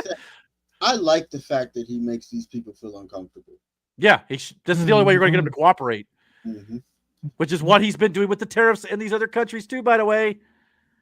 I mean, look past the surface level, guys. I'm serious. I'm just begging you. Canada apparently has elected a left-wing globalist, Mark Carney, as their new prime minister after Justin Trudeau was gone. This is now the fourth liberal term in a row. So I don't know about you, but Canada, you've made your bed and now you're going to lie in it. They're going to be wanting and begging to become the United States 51st president in no time flat. Alberta's already got a petition to become the 51st state. Oh, yeah, I heard about that. Yeah. I mean, Yeah. that's cool. We can have multiple states. My only problem with like Canada becoming another state or whatever, that there's so many liberals up there. It would probably not go well voting wise. It's too cold. I don't want to go up there anyway. Yeah. So, but yeah, diving headfirst into socialism, as Elmo is effectively pointing out here. This is a crazy work, but hilarious at that. So yeah, have fun with that, Canada. Okay, yeah, good luck, hosers. Have fun. Yeah. Not to mention, Donald Trump says it's actually easier to deal with Canada now that the liberals actually, the liberals are in power, so he knows how to deal with them there. So yeah, good luck with that. So yeah, here at home though, Donald Trump.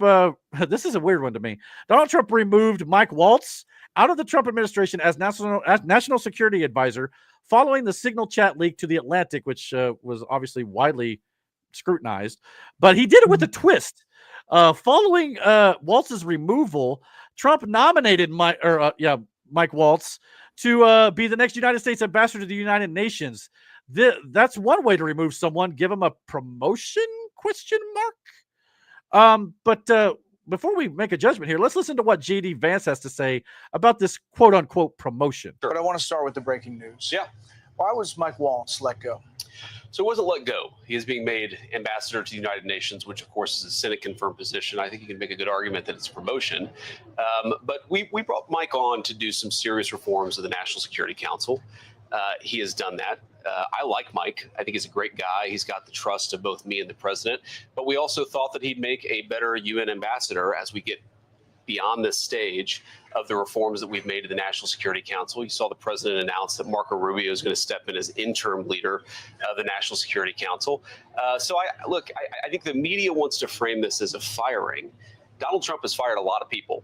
He doesn't give them Senate-confirmed appointments afterwards. What he thinks is that Mike Waltz is going to better serve.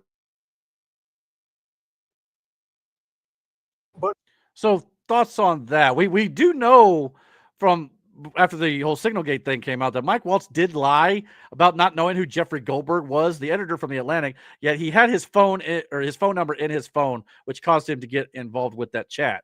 So it wasn't Pete Hegseth that was responsible. It was Mike Waltz, but again, not being flat out fired, they're now putting him in another position. My only line of reasoning for it is I'm not so sure dealing with the United Nations is a quote unquote promotion. Because who wants to deal with the UN every day? And an ambassador likely doesn't have the same confidential information that Waltz had as national security advisor. So this promotion may be in name only. What are your thoughts on that? I hope General Flynn gets it, but I don't know. I think the whole Signal Gate was a setup from the beginning, but I mean, it does make you kind of wonder if it was intentionally leaked to the Atlantic, which is widely known for all these lies about Trump, about the suckers and losers stuff, and all sorts of stuff. So who's to say some of this wasn't a part of that sort of situation type, with the Atlantic? Yeah. So yeah, I would not be And surprised. Laura Loomer has been doing a lot of investigating of these people, and she didn't really go into details, but I'm pretty sure her reporting had something to do with all of this. But what, I don't know. And maybe taking him out as national security advisor, putting him as an ambassador gets him out of the inner circle. You know what I'm saying? It just kind of gets him away, so he's not able to do that sort of thing anymore. So calling it a promotion, the media is going to run with this, probably like, well, he didn't fire him, he actually gave him a promotion. And hold your horses. Maybe that's not exactly the case. That's all I'm saying. So yeah, I've also heard rumors maybe Stephen Miller. I don't know if you've heard of him as maybe a prime candidate who's a firecracker, no doubt about it. But yeah, as for the media, obviously playing stupid stuff. Apparently Donald Trump did an ABC interview with an unknown reporter, which is why Trump said he picked him, Terry Moran, who apparently got a little contentious, a little chippy with Donald Trump over Kilmar Abrego Garcia's MS-13 tattoos. Listen to this. Member of a gang. And then they looked, and on his knuckles, he had MS-13. There's a dispute. Wait a minute. He had MS-13 on his knuckles tattoo. Oh, he had some tattoos that are interpreted that way. But let's move on. Wait a minute. I love how he loves to move on. Look at this. He did not have the letter MS-13. It says MS-13. That was photoshopped. So let me That was photoshopped, Terry. You can't do that. Hey, they're giving you the big break of a lifetime. You're doing the interview. I picked you because, frankly, I never heard of you, but that's okay. But I picked you, Terry, but you're not being very nice. He had MS-13 tattooed. We'll agree to disagree. I want to move on to something else. Terry, do you want me to show you the picture? I saw the picture. And you think it was Photoshop? Well, here we go. Don't Photoshop it. Go look at his hand. He had MS-13. He did have tattoos that can be interpreted that way. I'm not. So again, for those of you who don't know, this is the picture that they're arguing about here. This has led to a lot of people speculating, the media obviously were trying to make Terry Moran out to be a hero for pushing back on Trump, who was merely pointing out that the gang symbols on Garcia's hand were clearly that of MS-13 gang member. That's what the symbols meant. Now, people were trying to literally take what Trump said as him saying that he thought MS-13, the letters and the numbers, were his actual tattoo. That's not what Trump was saying. That's not the way I heard it. Trump was saying those symbols. But they know that too, but they're just trying to make it seem. Yeah, he took that as in, Trump clearly didn't know the MS-13 part, the actual letters and the numbers were photoshopped on there to coincide with the interpretation. Trump was pointing out that these symbols literally interpret as MS-13. That's what he's trying to say. He may not be articulating it the greatest, but that's the way I see it. No, or do that's you guys? What he said. He literally said the symbols on his hand. And then he said, they could be interpreted that way, but let's move on. MS-13 is on the national terrorist list. Am I correct? Oh, absolutely. Okay, well then what's the debate? With good fucking reason. Because you're trying to say, the symbols didn't actually mean he was a terrorist. It's literally a terrorist. He's a terrorist. Tattoo.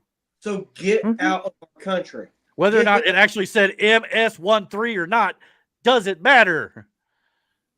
I mean, is he here illegally? He was. Now he's in El Salvador. Okay, well, there's a guy we talked about last week. So, but he's the one that everybody's fawning. The Democrats are fawning over, wanting them to bring back. You want to bring back? Why don't you go over and join them? Yeah, I'm sure they El got a nice Salvador's cell a there hell for of a you. place this time of year. If you're going to join him in jail, I hope they got a good padded cell for you, because if you think that this is a good thing to bring him back, you deserve the padded cell. So, but yeah. But on top of that, Trump, we were talking about the media and defunding them. Donald Trump signed an executive order to defund NPR and PBS. NPR especially is a left-wing indoctrination propaganda arm. So maybe if you don't do partisan news disguised as journalism, you won't get defunded. He's trying to silence the media. He removed the AP from the press briefing room. The reason why he did that is because they refused to acknowledge that the executive order that stated the Gulf of Mexico is now the Gulf of America. They were pushing fake news. It's now the Gulf of America, like it or not. That's what it's going to be, and for the foreseeable future, that's what it will be. But the rest of the world has acknowledged that's the Gulf of America for years and years and years. Okay, now do genders. Mm-hmm. But you won't, will you? All right. So yeah, but always going after the media. Okay, well, don't tell lies. That's a very touchy subject. Yeah. Here's what I thought was hilarious, by the way. If you want more evidence that the Oscars, the Grammys, and many other award programs have lost credibility and are absolutely pointless, here's one for you. CBS has now been nominated for an Emmy Award for the deceptively edited 60 Minutes interview of Kamala Harris during the campaign that we talked about on the podcast last fall, where they took some of her answers and, did a patchwork job to make it sound like one answer went to a different question and things like that. As a matter of fact, this is the same interview that CBS is currently claiming was not edited in a $20 billion lawsuit with Donald Trump right now. That same interview that they claim is not edited is now up for an Emmy for, wait for it, most outstanding edited interview. I shit you not.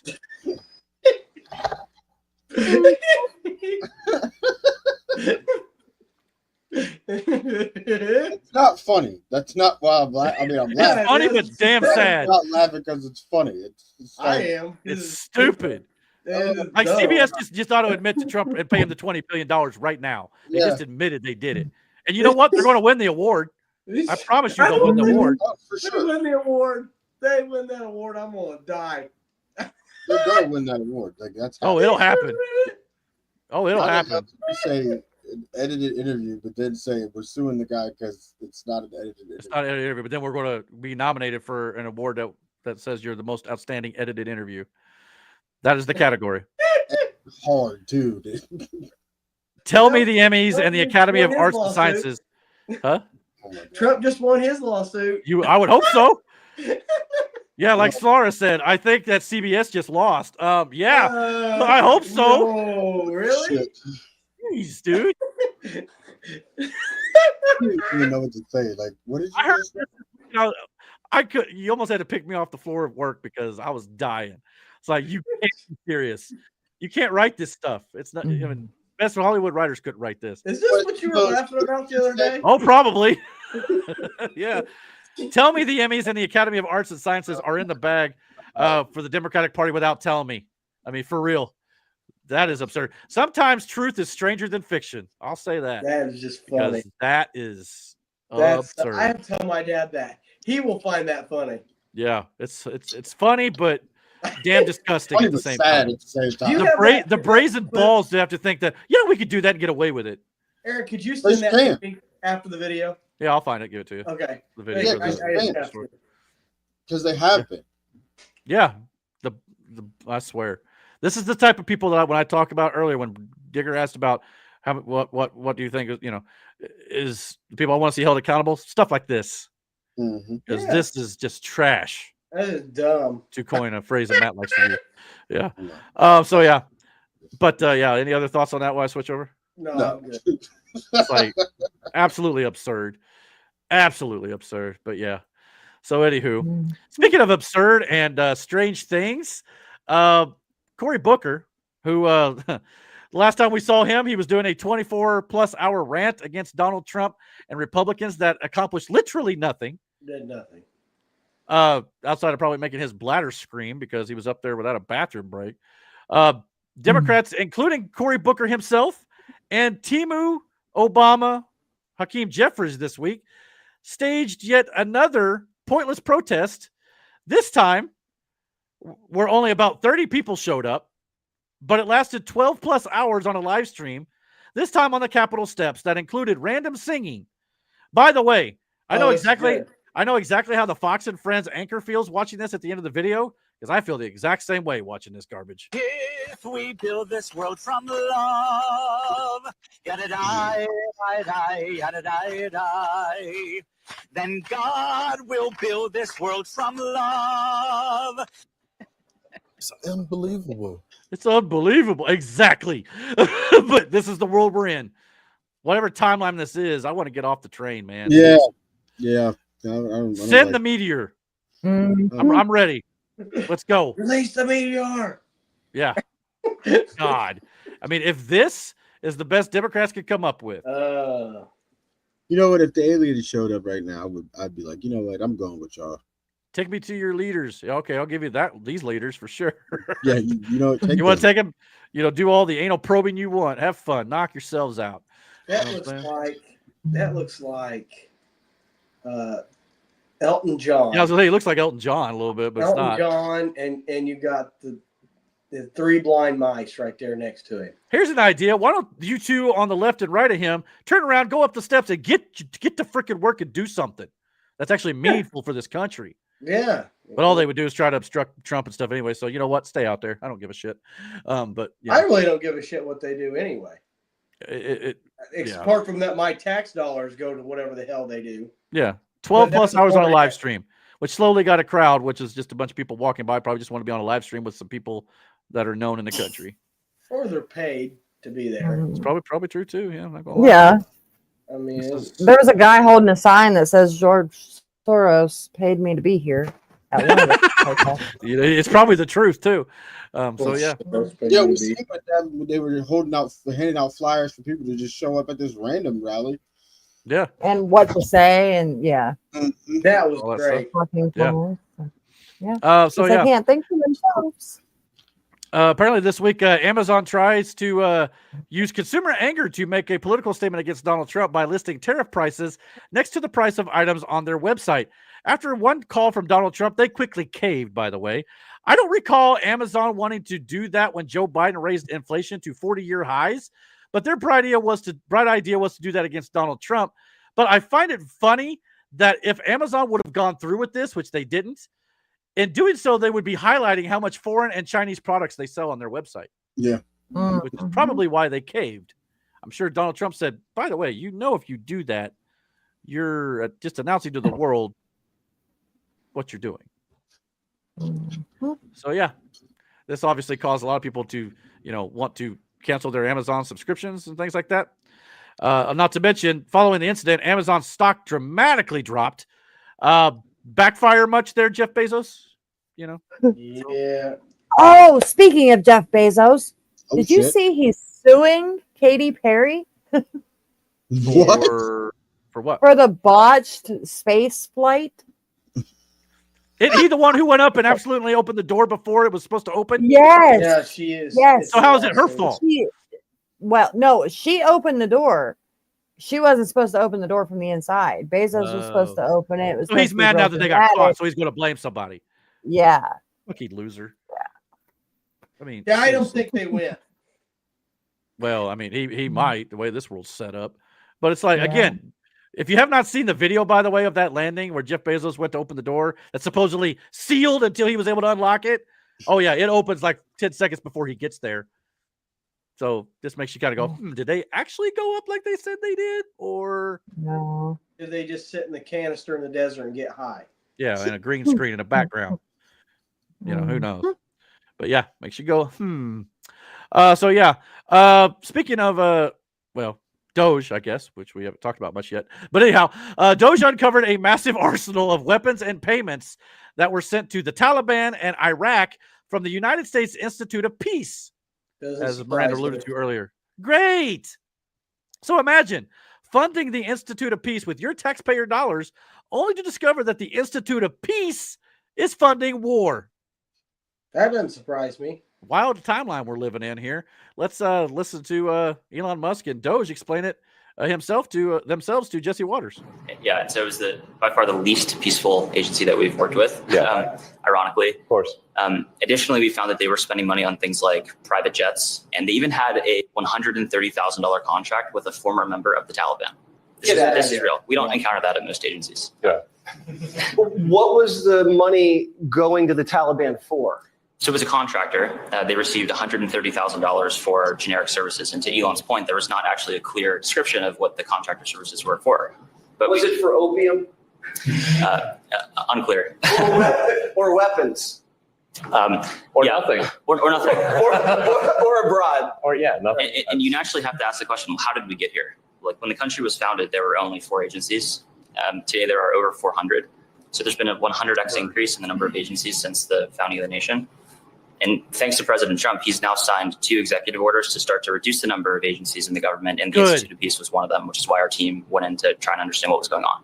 And that's when we found all of the craziness, like the weapons in their armory. We found the payments to the Taliban.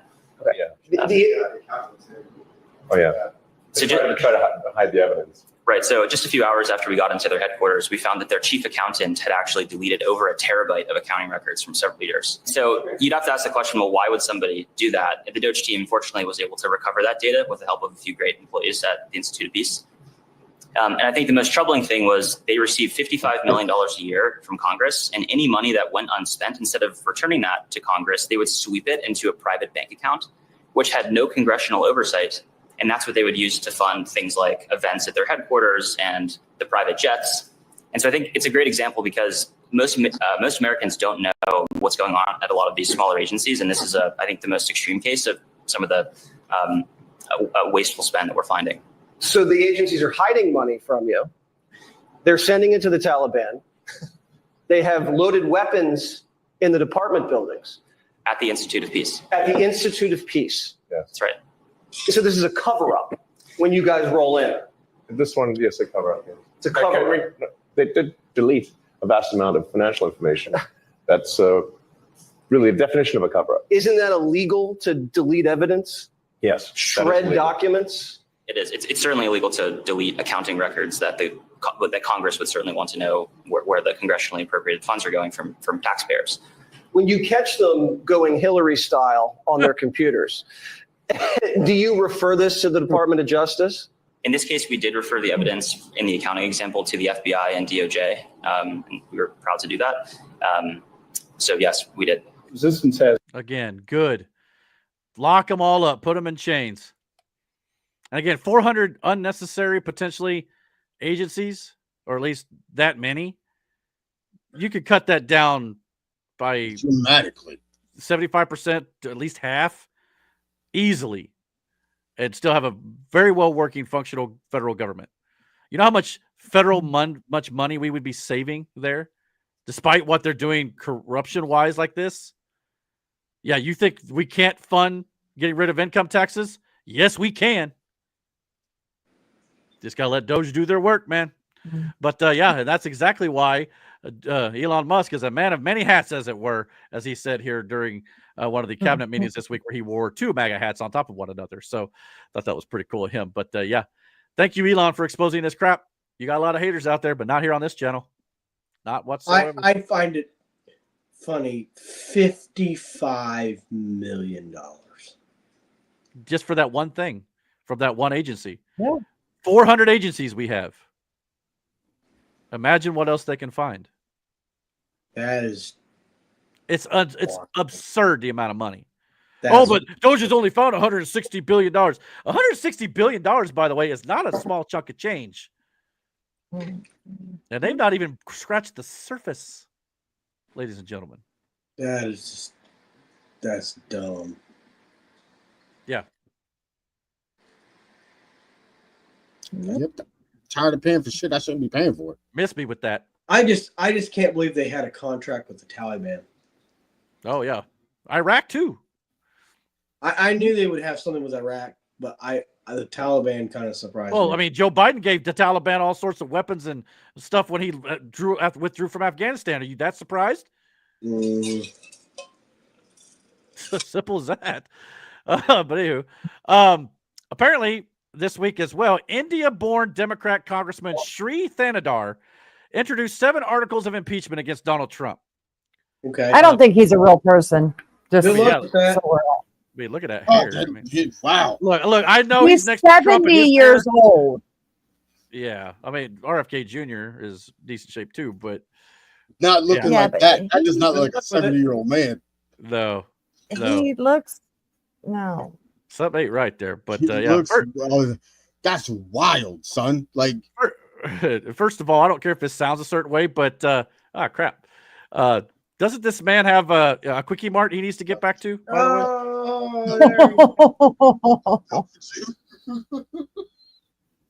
I mean, got him. You are banned from the store. Thank you. Come again. You know. Got his ass. But yeah, Secondly, Matt, did you say got him? Yeah, got it. He got his ass. That was good. Secondly, impeach Trump for what? What are you gonna beat him for? The stuff he was claiming that Trump needs to be impeached for were so ridiculous. Involved Thanadar. Apparently, he owns a bankrupt company named Anaclin that is accused of pharmaceutically torturing 100+ beagles and 55 monkeys and leaving them caged in a shuttered lab to starve and die. Court documents reveal he tried to sell the animals to pay debts that delayed their rescue. Gee, I wonder if one of the animals he killed is what he wears on his head, because that hair is ridiculous. That hair is crazy work. You know, Miranda. You know these people that try to impeach Trump and they try to speak out. Those are the people that need to be investigated first. Because I feel like those are the people that are hiding the most. Yeah, that's what Elon Musk has said. Those who complain the loudest are the ones who are most guilty. Yep. Yeah. Yeah. These people, I don't think those people are working for you. That's why I said at the beginning of this segment, one of the things, again, not facing accountability fast enough. Obviously, we got some judges going to jail, and we're getting some investigation stuff like that too. We need to see more arrests. Yeah. Now, to be fair, they've only been in there for 3 months. Some of this stuff, you need to make sure you get your T's crossed and your I's dotted before you make these arrests, because these cases need to be ironclad. Because if they find a loophole, you're going to look like a freaking moron for trying to go put these people in jail. You've got to make sure it's fixed. This is just scratching the surface of what these people have been up to. Like the money that they've gotten, they've probably bought children with. Oh yeah, God knows what with too. Mm-hmm. You know, yeah, and who knows where they got them stashed. They have hunting parties where they hunt people. Like they're evil, sick, twisted. They're not. They don't give a shit about anything but their evil and profit. Absolutely. Brandon's right. Themselves. Yeah. By the way, side note, can someone explain to me why it is a requirement for a president to be a U.S.-born citizen to hold the office, but members of Congress can be born in a foreign nation? I've wondered that myself. Just like how term limits apply to a president, but not to Congress. Someone make this make sense to me. We've got a lot of those going around, and I don't understand. For the exact count, we have 27 House representatives and 5 senators, 32 in total, that their birthplaces were outside of the United States, including Cuba, Germany, Guatemala, India, Japan, South Korea, Peru, and more. Ilhan Omar, who was born in Somalia, is a good example of someone who interests. To me, that gives way to have a foreign-born congressperson. It gives way to a potential hostile takeover. Why is it needs there to be changed? Why is there a person from Cuba on there? I don't know. That shouldn't happen. That would be Carlos Jimenez, Republican out of Florida. And I say the same thing about Republicans too. They don't need to be foreign-born either. Again, it just opens that door for foreign who do not have this best interest in this country at heart to come in and uproot it from the inside. Wait a minute. The senator from Cuba's Republican? Yeah. There was I have a hard time believing that. Right here, 1, 2, 3, 4, 5, 6, 7 of the foreign-born Congress people are the Republicans. 7 of them. Speaking of Florida, Matt, have you seen all the mosques going up? Yeah, they're putting up mosques. Florida and Texas? Yeah. Yeah, something's wrong with Florida. Yeah, they've got some people there trying to uproot the good stuff that's been going on down there with Ron DeSantis and the Republicans down there. They're trying to do the same thing in Texas. They want to flip both those states blue, and if they do, again, that's partially why you're getting illegals in those states. You know, again, it's all part of the plan for the Democrat Party. So that means 25 Democrats to 7 Republicans are foreign-born. If that's a rule for a president, there's no reason that cannot be a rule for a Congress. Yeah, that is weird. That needs to change too, badly. Yeah. And I say that for both parties. Yeah, for Republicans too. I mean, yeah. And last but not least, while Trump visited the Vatican last weekend to attend the funeral of the Pope, while the media were too obsessed with what color suit Trump wore, Trump was more focused on peace and securing rare earth mineral deals for the United States as he met one-on-one with President of Ukraine, Vladimir Zelensky, as we see here right there at the Vatican with these two chairs. I believe he even pushed the president of France, Emmanuel Macron, out of the way so he can have a one-on-one moment with Zelensky here. And apparently that rare earth mineral deal is now officially signed. The deal that was supposed to be signed a while back when Zelensky came to the White House and everything kind of blew up there, it's now officially done. Not only is this a good thing for the United States financially, more importantly, this is a major step in ending the Russia-Ukraine war. Now that the United States assets are in the region, including rare earths, oil, and gas, this should sway Vladimir Putin of Russia to end the aggression. This is a little slice of hope for the future, in my opinion. So hopefully that will sway Vladimir and hopefully get him to dial back this war effort. It only took one missile in Kiev for him to make his mind up. I mean, for God's sakes, I mean, how many more people are going to die while this guy's just standing there doing nothing for his country?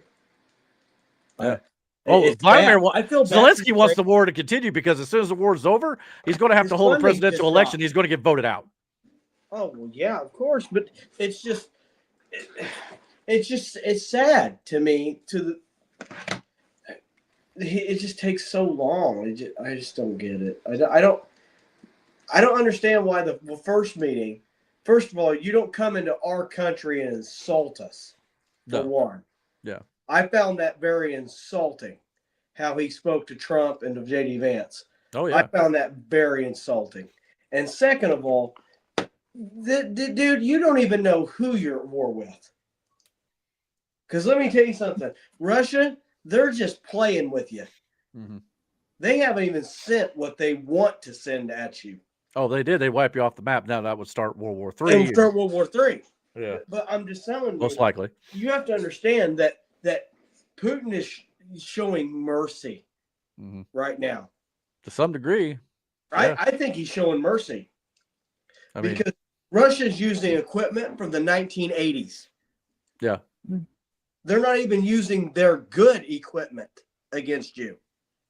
Yeah, I mean, just getting in the U.S. I mean, again, we're not like getting involved in the war, but the fact that we're now benefiting from their rare earth minerals, it's going to make it changes the dynamic of the war to some respects.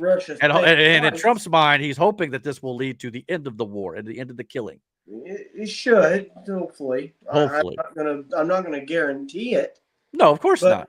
But I do think that this will kind of let cooler heads prevail.